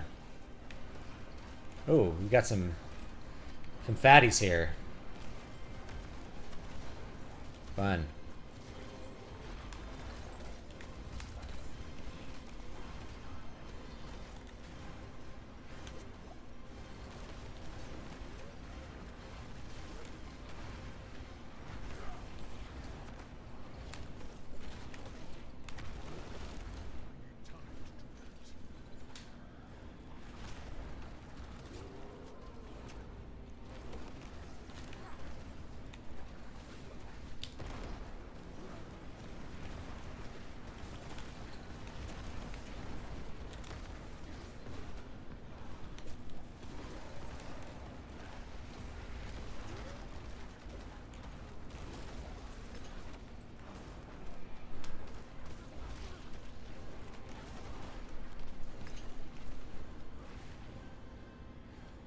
Alright, get some health here.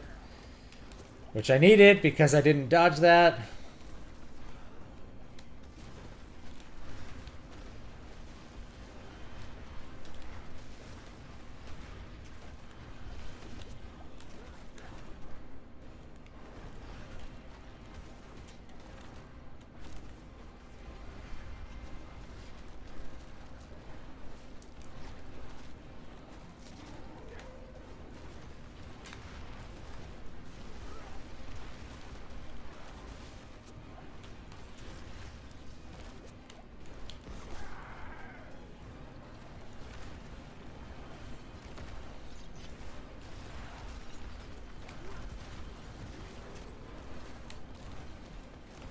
Let's see if I can get her down here. Come on. Almost got it. Oh, I'm afraid. There we go. See if there's any more phases. That was fun. Helps to be way underleveled, I guess. Oh, another phase. Sweet. Yet more challenges. Lilith, Daughter of Hatred. We got to do 2 in a row.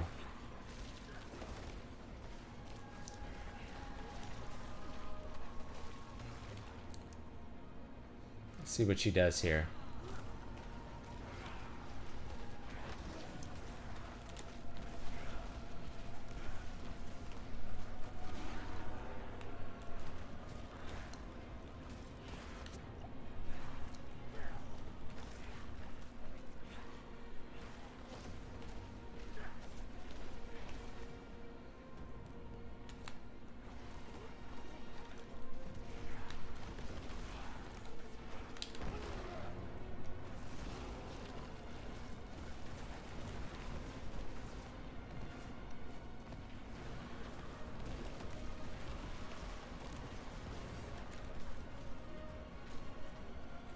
Oh.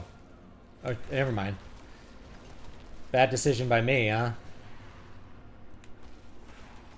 So she's destroying the land as we go. That's...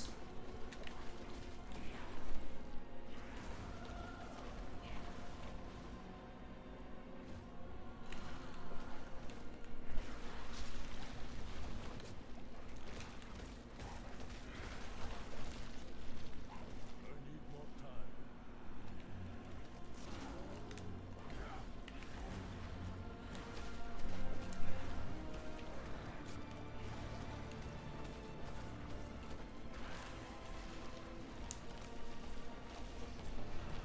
There we go.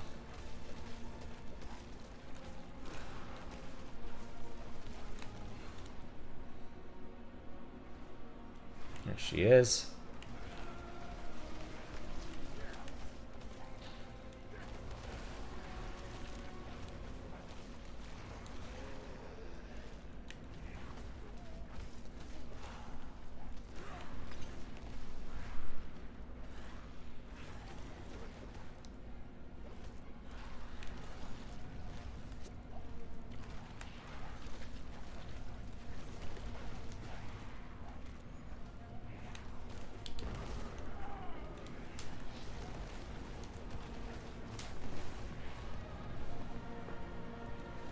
I wonder if I fail at this, if I have to do like all that first boss again. That would kind of suck.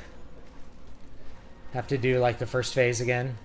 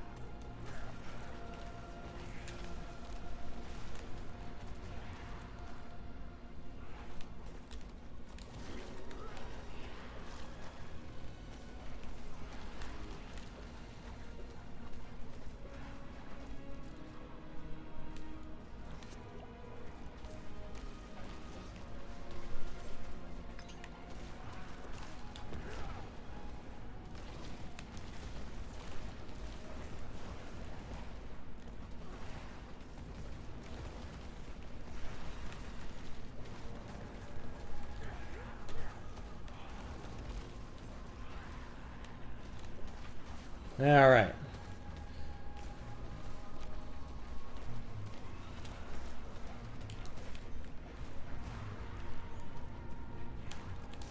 Oh, dang it. Wasted that. Use the potion.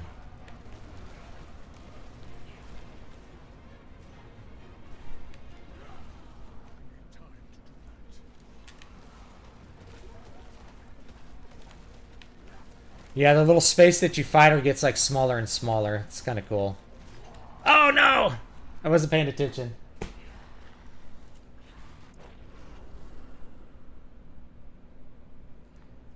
Yeah, I don't know why I actually do need to go repair. I don't know why they have you so zoomed in. It's really annoying.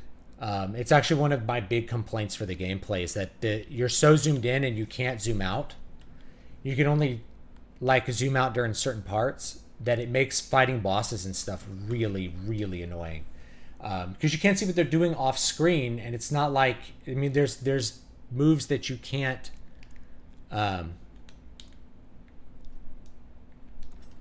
29,000 gold to repair my garbage. There's moves that you can't avoid because you can't see them being telegraphed.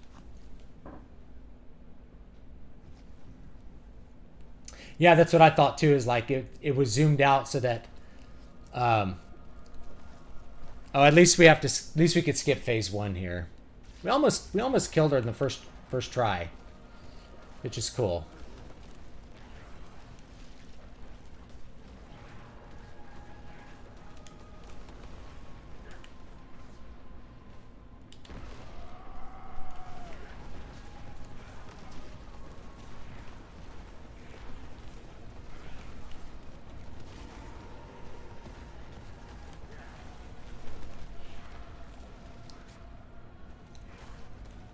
And she definitely hits hard.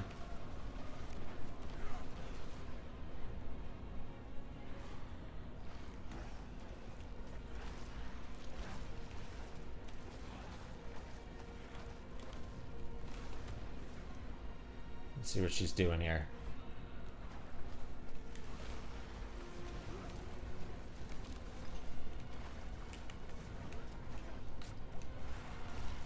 Oh, I can't even get the healing potions. Oh. That is so weak.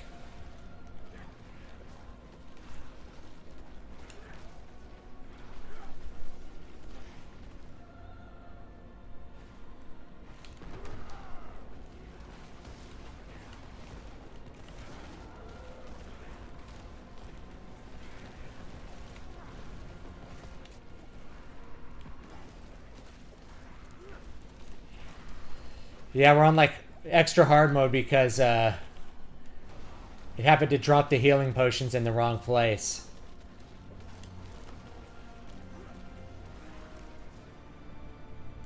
Watch her do it again.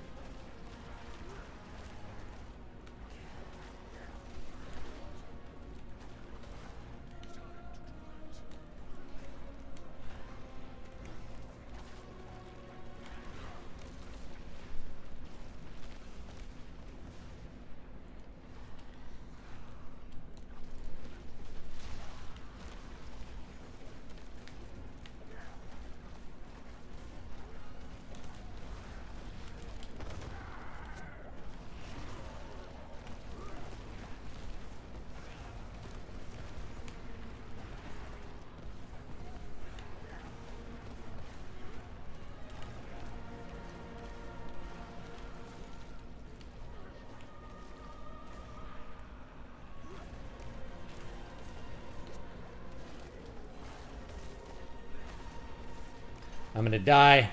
Ugh.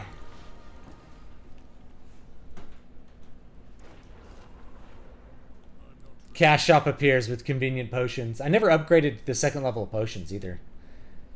Just because I was missing some random item they wanted me to pick up off monsters. So I'm still doing this at like 10 levels under, not 10 levels anymore. 8 levels under, and then without the proper healing potions or anything. You also get more dodge, more dodge charges and stuff.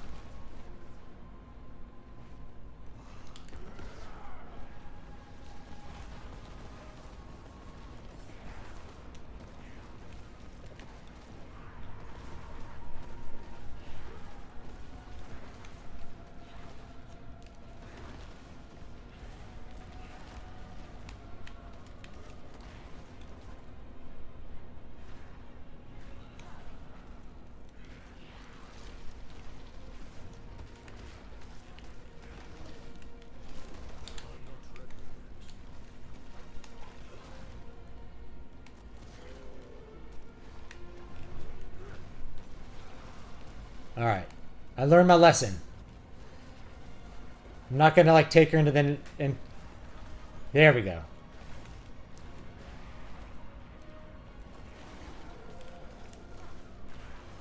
There we go. Get some healing potions just in case here.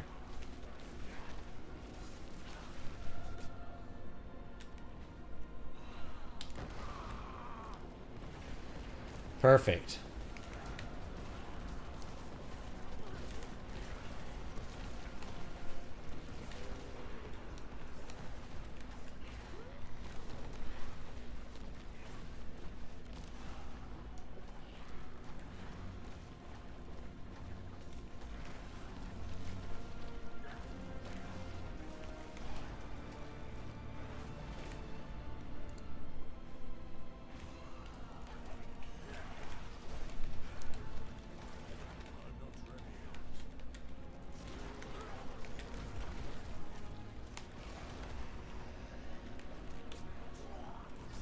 I'm not sure what killed me there.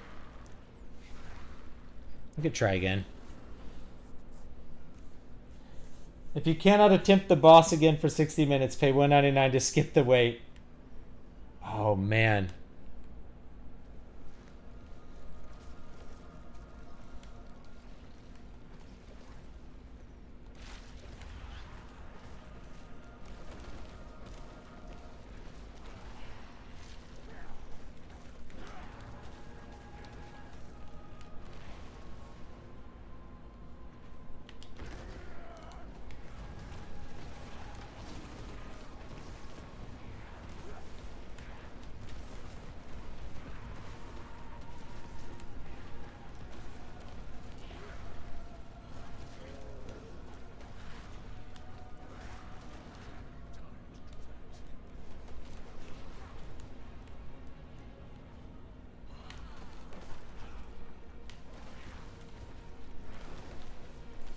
Sometimes it seems like she has a different moveset.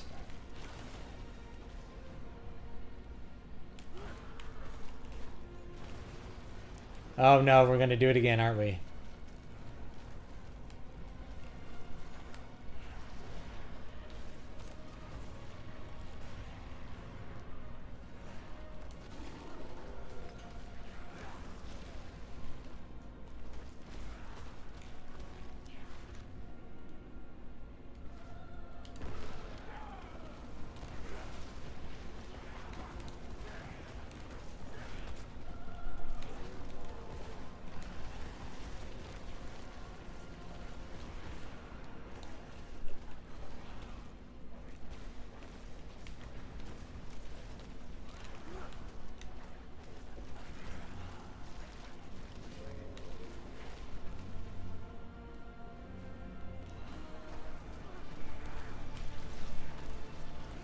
Oh, I stood in the shit, that's why. That's what happened. I've been playing WoW long enough to know not to stand in the shit, but I stood in the shit.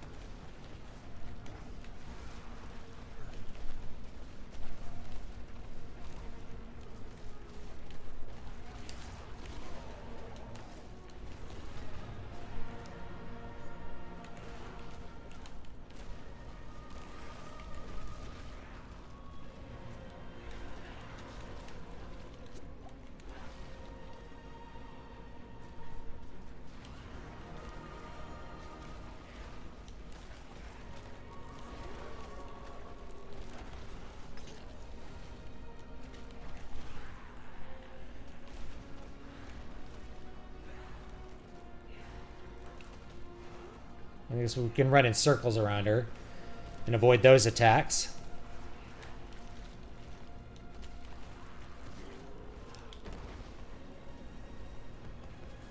Where is she?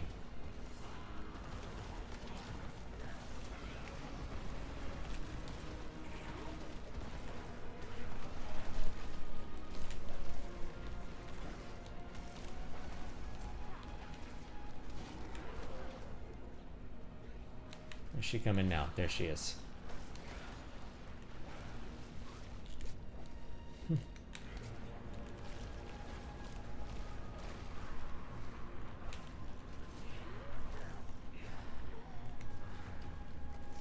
Oh, I wasted it. What am I doing? Wasted my wolf.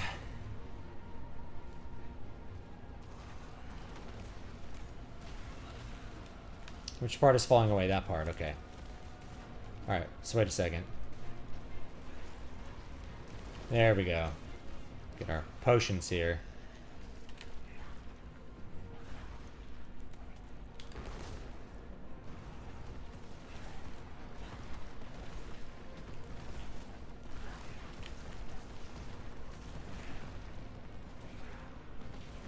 Kind of go in circles as she attacks here.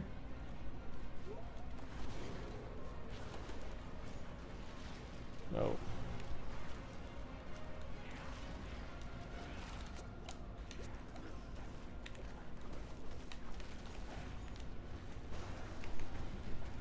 I'm stuck! I couldn't move! I was just crowd controlled and I died. That was retarded. Yeah, the zoomed in camera is driving me crazy.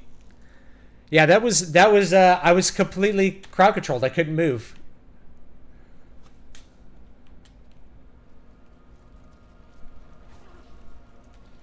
That was really retarded.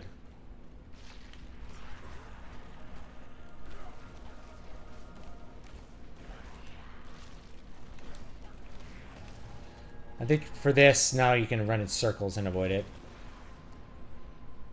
Where is she? There we go.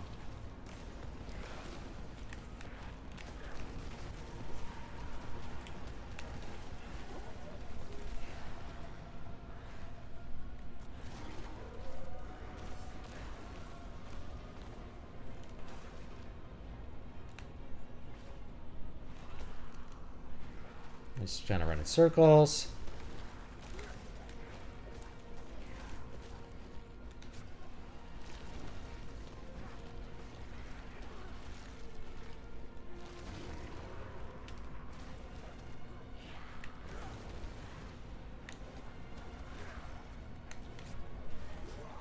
Alright. Well, that time she killed me. How much gold do I have? I may have to, like, die so many times I'll have to farm gold.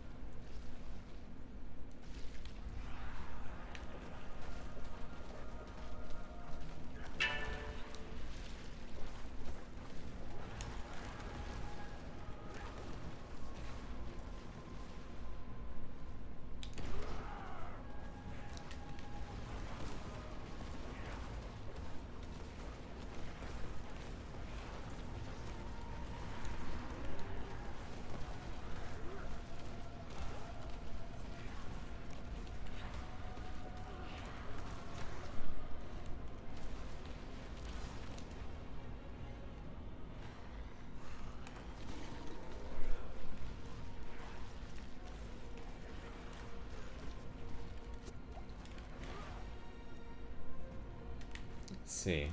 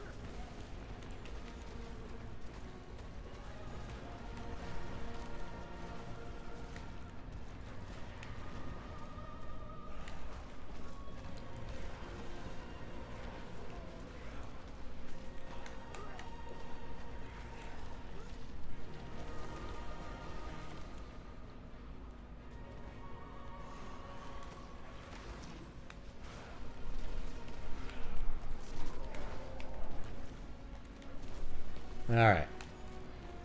Let's see if we can get out of these, this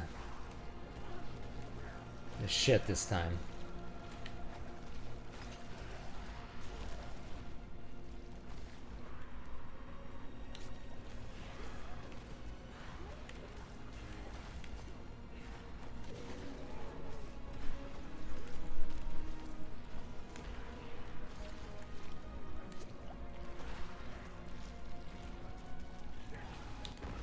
Oh. Popped it at the wrong time. What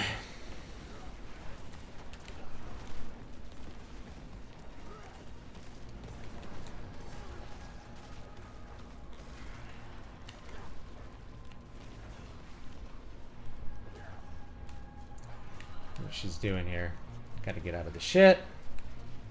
Oh, wait. You gotta get out of that shit too.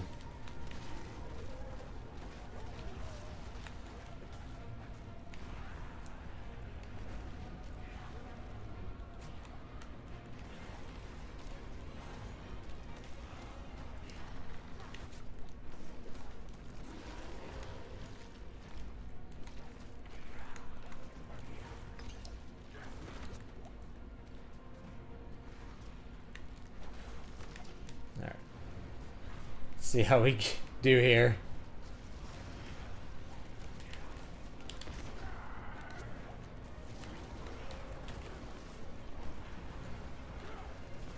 We can't run away from like every attack.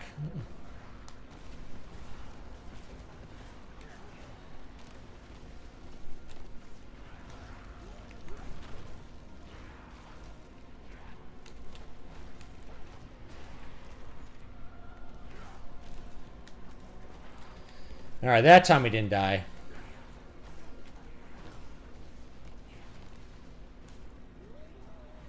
Alright.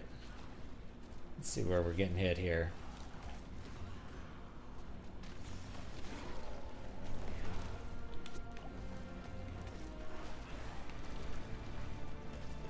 Almost got it. Almost got it. Come on.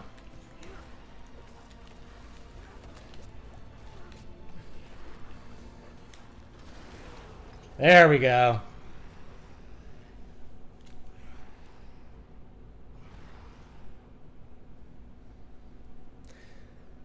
Alright, we did it.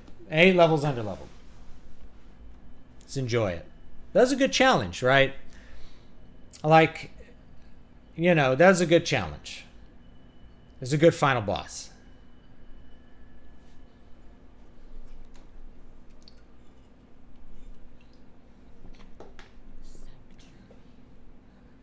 Was meant as an escape from the eternal conflict. And yet, here we are, again. I gave you free, and you squandered it, wasted it on a crusade you don't understand.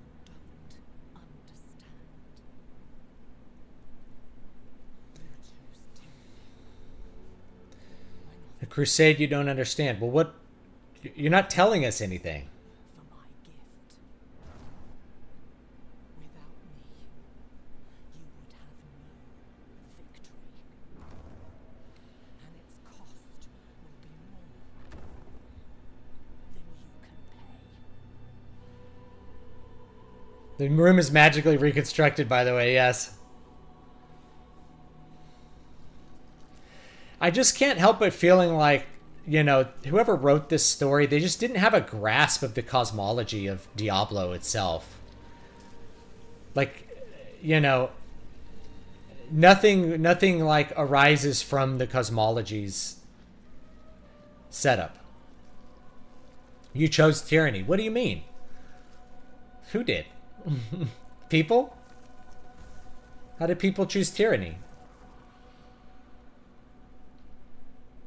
People can't choose tyranny. It doesn't work that way. Tyranny is something over you. It's like, you chose despotism. What do you mean? Why did you choose to be born in the USSR? There we go. Let's see what we got. A ring and some other stuff here. Let's take a look. A ring. Starlight ring. Alright, looks pretty sweet. And I don't think the other stuff I can actually wear. I'm too low a level for the loot that dropped. Alright, let's see what's up. Let's enjoy the scenery, because this looks kind of cool down there, doesn't it? So Inarius and Lilith are dead. The people who created the world.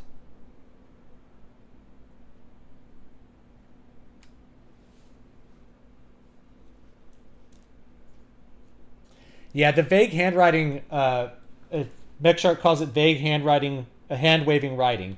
It's the purest of cringe. Yeah, it reveals nothing. It's sound and fury signifying nothing. Like, there's no substance to any of those conversations or the conflict itself. We still don't really know what Lilith wanted. Like, was she trying to save Sanctuary or destroy it? Maybe she was trying to... Inarius wanted to destroy it, yet he was leading an army, presumably, that would save it.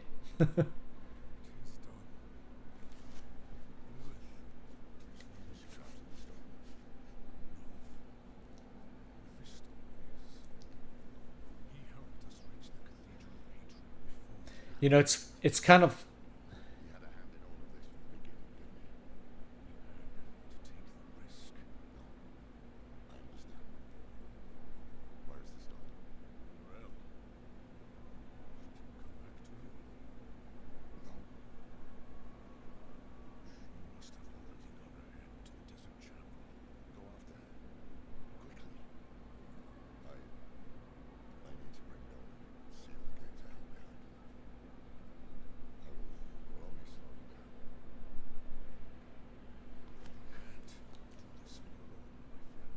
Yeah.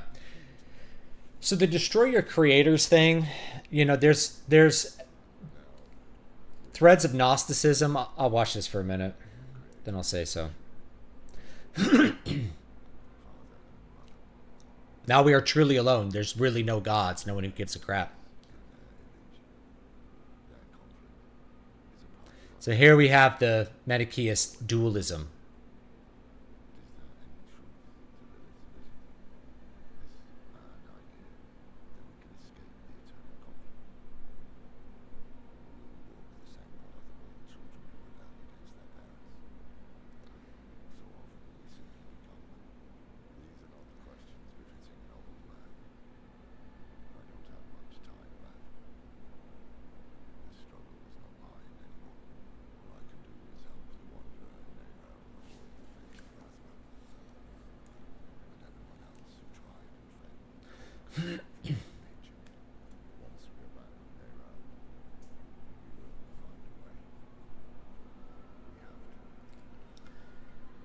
Ooh, that's a good little flash there. So, you have this idea in Gnostic schools of thought that, like, the world was hidden away from the archons by an imperfect being who made it. That, like, the God of the Old Testament, you find this in Catharism, the God of the Old Testament, the God of the Old Testament is bad. And Jesus came to liberate you from the God of the Old Testament. And that through our Gnostic power, through our inner knowledge and our secret knowledge, we can escape from the illusionary world that the Demiurge made, this flawed God of the Old Testament, in some things like Catharism, some kind of Gnostic Christianity, and get into the more pure spirit realms.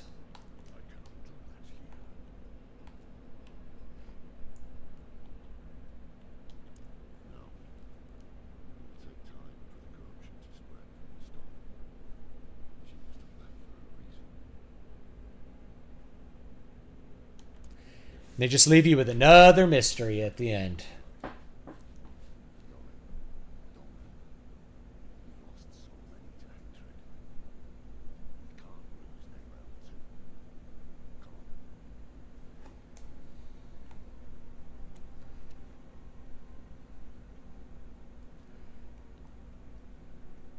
This guy in a giant spiked suit torturing him.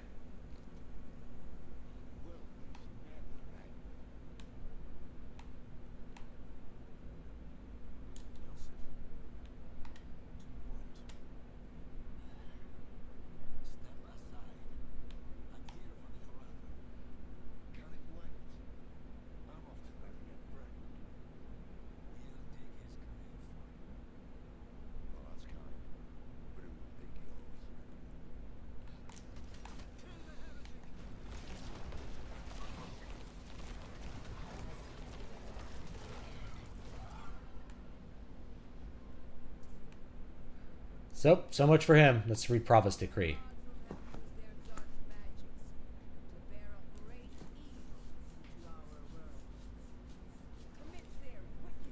Yeah, this trip is Greek levels old.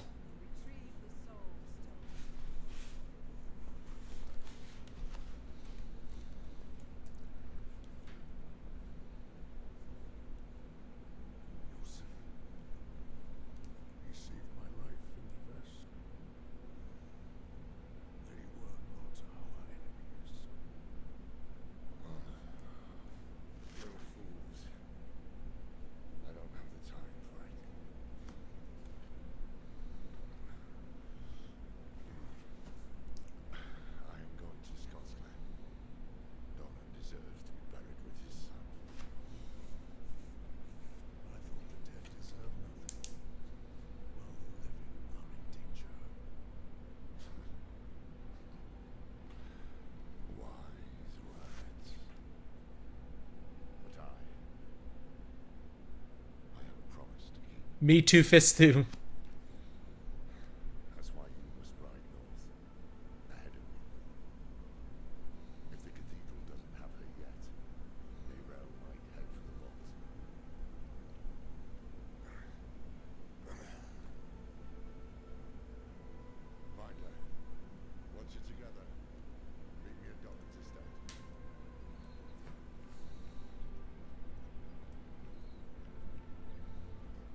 You know, they call it the cathedral, which is actually a bad word for that.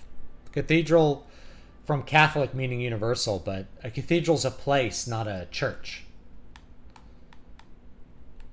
You know, you should call it the church. They didn't want to use the word church.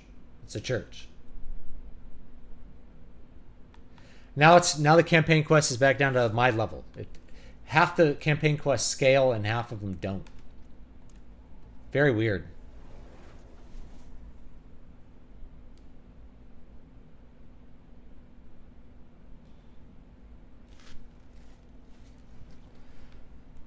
Yeah, man, they should do like if they did a stamina system that's like you can't attempt the boss again, that would be just wild. Once you get a horse, you can really skip a lot more of the boring crap, as you notice. I can just walk through the boring garbage land. This is what I saw in the reflections. We're close. I can save you from this, Mother. I promise.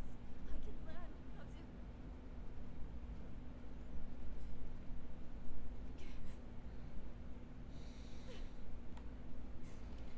You're going to leave me, aren't you? You'll find a place where I can be taken care of. So Mephisto pulled a Belial, but it's Mephisto and not Belial. Such writing, very wow, so subversed. What I expected. But let's not give up hope. I thought you'd know me better by now. I am my mother's daughter. Where there's a lead, there's a way. And I'll follow it to the end.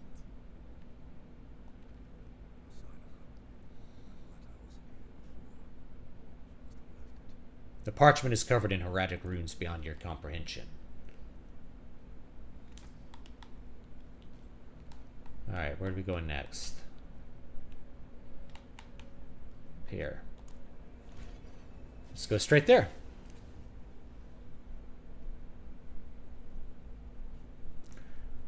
The helm looks cool. The like skull helm does look cool.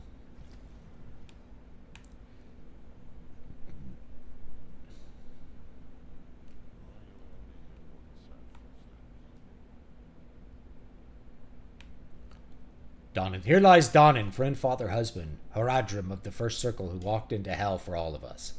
It was more than enough, brother. Here lies Brega, brilliant scholar, loving mother and wife. I am with you, as always, in every branch and stone born from this land I was, and so to it I return. Here lies Yoren, son of Brega and Donan, protector of Skosklin. He was the true light.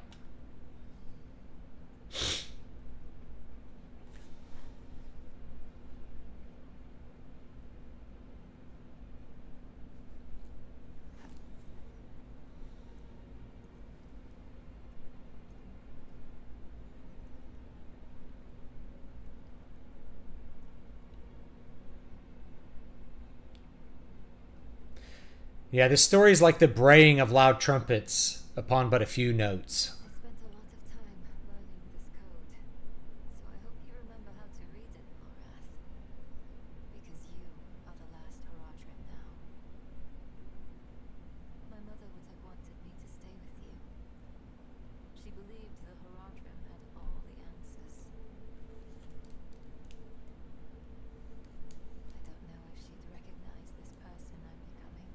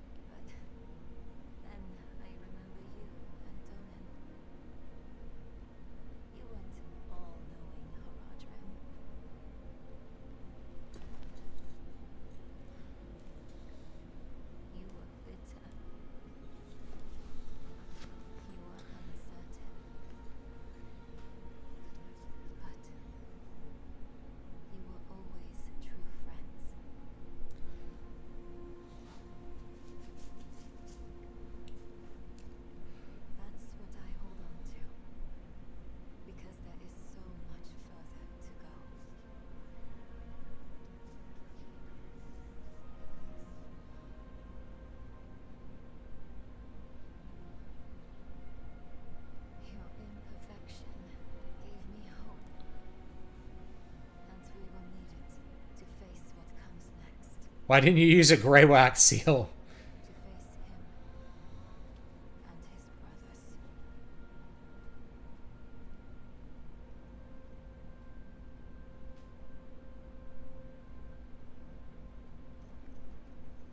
I don't know how much time I have, but there has to be a better answer, and I have to find it. Alone. I know he'll want to go with me, but people have already died because I was not careful enough. I can't risk you too.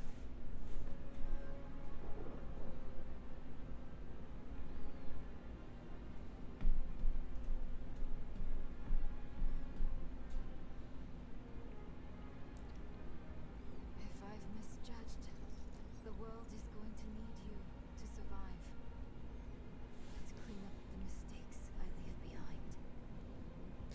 Like, this writing reminds me, it makes me think there's a whole generation of people who don't read books and like grew up watching Lost. So they like Don't. asking questions and not answering them. Not again.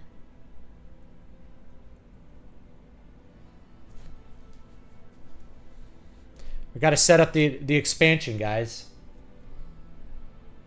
We can't have a conclusion to a story.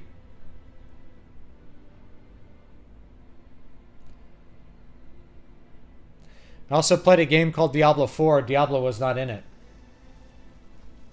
Just saying.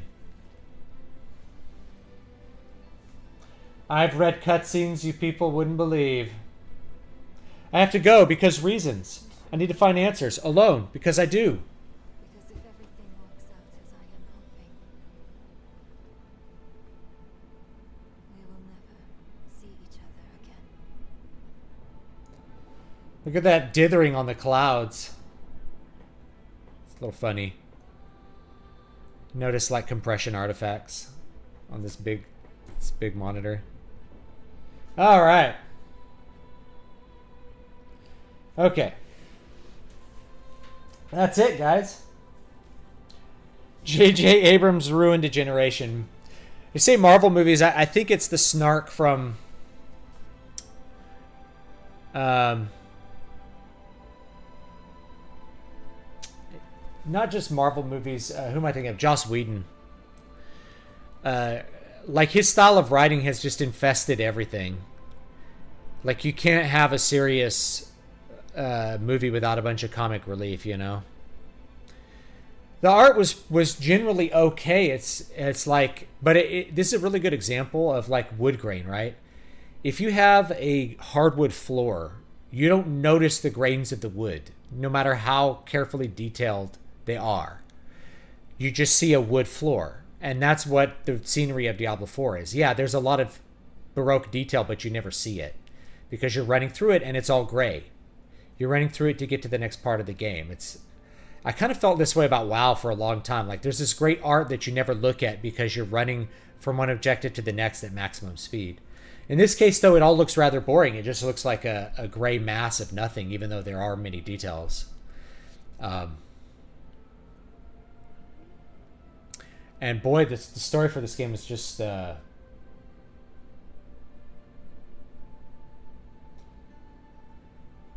it's not good. You know, I mean, like, the story does what stories are supposed to do, I guess. Which is it moves you through the various set pieces of the game. That's what stories really do in games. However, those various set pieces are really boring to look at, and they don't look good. They're very, very gray.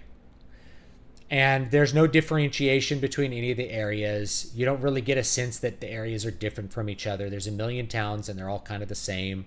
Everything kind of mushes into a blur as you're running through either doing the campaign or just doing events. It's pretty rare that the story ever slows down to show you what's going on. This art, like this concept art, looks cool. But notice the concept art is gray too. But we don't really know what Lilith was trying to do, even at the end. We don't understand the motivations of the characters or what the conflict was supposed to be. We just kind of kept going forward trying to solve a mystery. Here, let me... The music was good. I would say the music was good.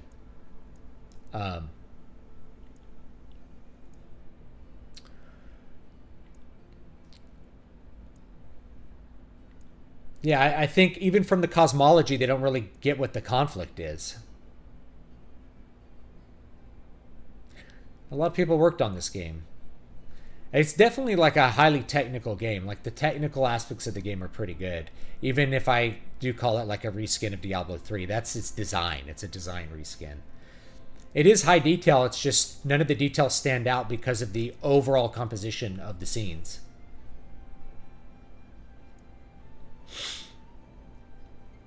Platform security. Look at all these people that worked on platform security. So yeah, I think it's definitely the worst Diablo game. Certainly the worst Diablo story. Like if the end game is somehow a million times better than Diablo 3, which I don't see that it could be, because it looks to me from what I've seen to be just kind of a rough permutation of it, then it's the worst Diablo game ever made.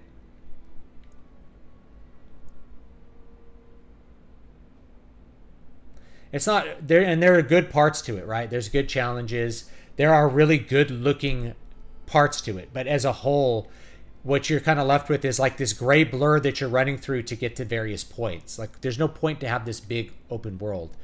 This sort of more linear approach for the campaign would have been better, and then the adventure mode afterwards or whatever they came up with for Diablo 3. Like a big open world doesn't really make a lot of sense unless you're building a multi-layered game like an MMO, where you're going to be doing a lot of stuff in that open world. It's more like you're running between various dungeons. And there's a lot of stuff I could still do in this game, right? Like you go clear out all the basements, and if you clear out basements, you get buffs and stuff with seasonal play. There's a lot of stuff you can do to level up your character, and I think that's what a lot of people will be engaged with. But as far as the campaign goes, I think it's a big dud. The story just is really not good at all. It's constructed in a very technically poor way. If this was a book, it would have been so boring you would have put it down by now. For sure. Not only that, you would have just gotten fatigued from like, okay, I don't know why any of the characters are doing anything. I don't know what the villain they're chasing is actually wanting to accomplish, or how they're going to... You get kind of an idea, like she's trying to get to Mephisto, but why? Oh, to take his power. Why? To save Sanctuary or destroy it? So, what exactly are we doing here? We don't really know. And the fact that you don't understand... You still don't understand the main conflict, and you don't even have an idea what it might be until the last scene, is really bad. That's not good writing. The fact that you have a last scene that's like, I have to walk away alone for no reason... Once you keep playing to try to solve the mystery, you're never going to get the end of the mystery. When you open the mystery box, someone will have pooped in the mystery box. Because that's what these people do. Is they're like, what are we going to do it? Oh, how about it's like, there's no God, or what's this mystery box? Oh, the demons are really angels. They're all brothers and they're friends. And they decided to be angels and demons at some point. Like, it's going to be some reveal that's really dumb. It is. In the future. Like, why I have to go away with this soul stone. It's going to be a really bad reason. I can tell you that much. Here's an esports division. Look at all these esports workers. Good grief. I heard they were shutting down their esports division. Man. They're putting every person who works at the company on here, and there's a lot of people. Mobile partnerships. Platform partnerships. Interns. Here's your interns. And contractors. People we didn't want to have it. Blizzard Development Family. Wow. Wow. Like somebody who has the name in there is like, there I am, Scott Harton. That is a lot. It's like seeing the fan club listed at the end of Lord of the Rings. You're like, oh man, someone paid to have their name put at the very end of the credits. I mean, I don't know. Maybe that excites you, and I'm insulting you by saying that, but it seems a little silly. D4 in-game is on par with vanilla D3 in-game, which is a letdown compared to current D3's in-game. Yeah, D3 launched with a ton of problems. You had like that real world auction or real money auction house thing. That was really stupid. But you also had like armor with monster power. So you'd wear armor with monster power to make the monsters harder so they would drop better stuff. It was really weird. They fixed a lot of those problems. And I'd say Diablo 3 after the expansion is very good as far as the end game goes. But it's also not hard to get to the end game of Diablo 3. They really make it easy. If you're max level, you can help your friend level up, and then you guys can do in-game together. That's another weird thing with the scaling, is that besides the scaling being all over the place in this game, who's dropping in and dropping out of your campaign play with your, like, everyone should just try to get to the end game and have that's where everyone's going to play together. It's like a modern WoW game.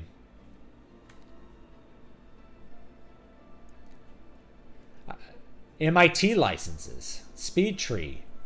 Diablo 4. Special thanks to Bobby Kotick. Bobby Kotick got special thanks, guys. All right, here we go. Another cutscene. Yeah? All right. Let's watch it. Here's a letter. To me. I am writing to you because, although a great evil is receding from Sanctuary, a festering curse now spreads its corruption. Across the land! More dangerous. More malignant than I could have imagined. I have found a way to stop this plague. To rip the dark power of these monsters from their very core and turn it into our advantage in destroying them.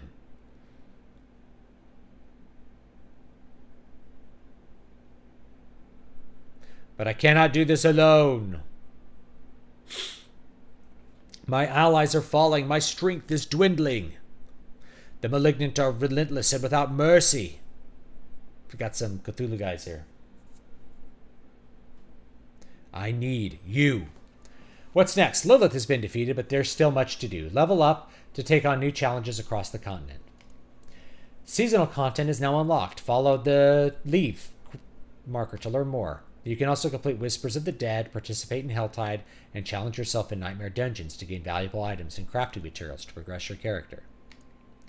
Continue unlocking world tiers to gain access to more features and powerful items. When you are strong enough, face the Echo of Lilith in the final world tier. There we go.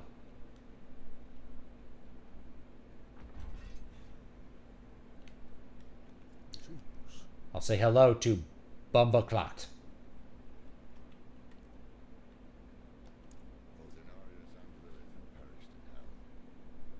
It's all a setup for season 1, yep.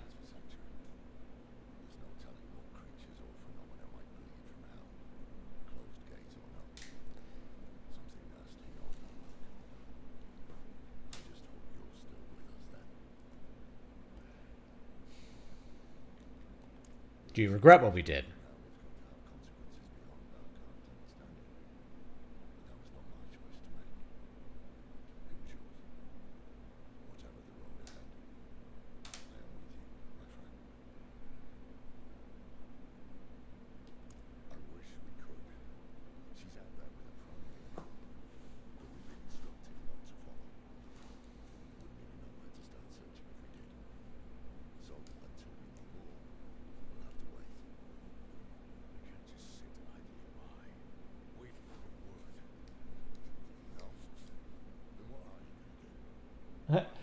Helltide is the best source of the color orange in the game, vital to progression.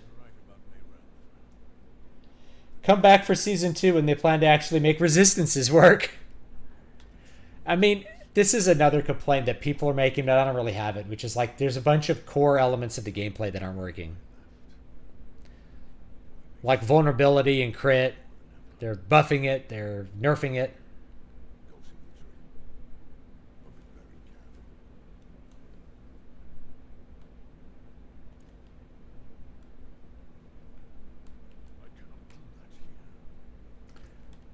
All right. I think that's it, guys. Let's go talk to the Tree of Whispers for a minute and see what's up. The good news, there are dev teams out there that really love their game. Path of Exile 2 convention was kind of like a pre-2010 BlizzCon. Never went there pre-2010. I'm still only level 37. I finished the game at level 37. And I probably could have done it at 35. If I'd been better at my class, you know.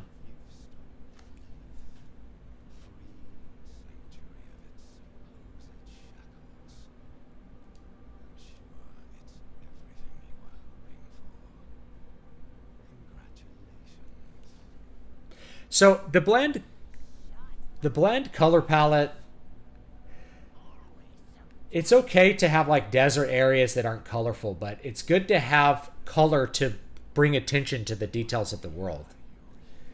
So if you look at this frame here, there's lots of details, but what I really see is purple candles. The purple is really what makes it interesting.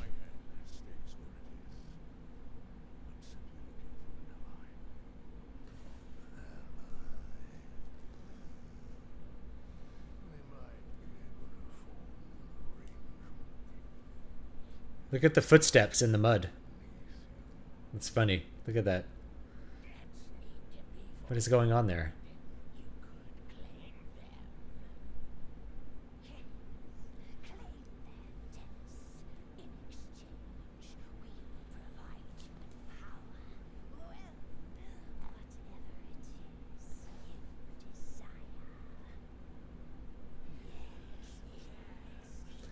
Yeah, I mean, it's all about contrast, you know.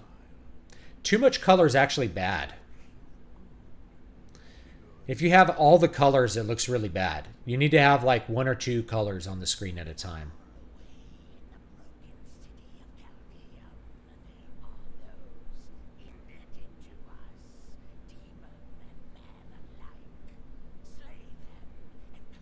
Yeah, even the character colors are made pastel.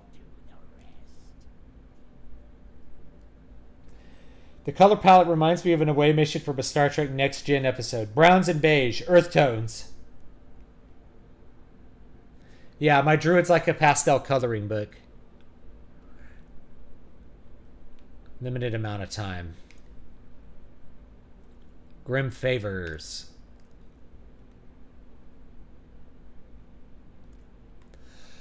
Cool. Gives us some stuff to do. Wording from within. Yeah, we could go do all this stuff. So we got a lot of stuff that we could do. But that's the campaign. So I'm probably gonna call it there for today, guys. Thanks for hanging out with me. Where's OBS? Here it is. Let me transition out of this. All right. So yeah, I mean, thanks for hanging out with me. It was fun. Diablo 4 definitely has a lot of fun to have in it.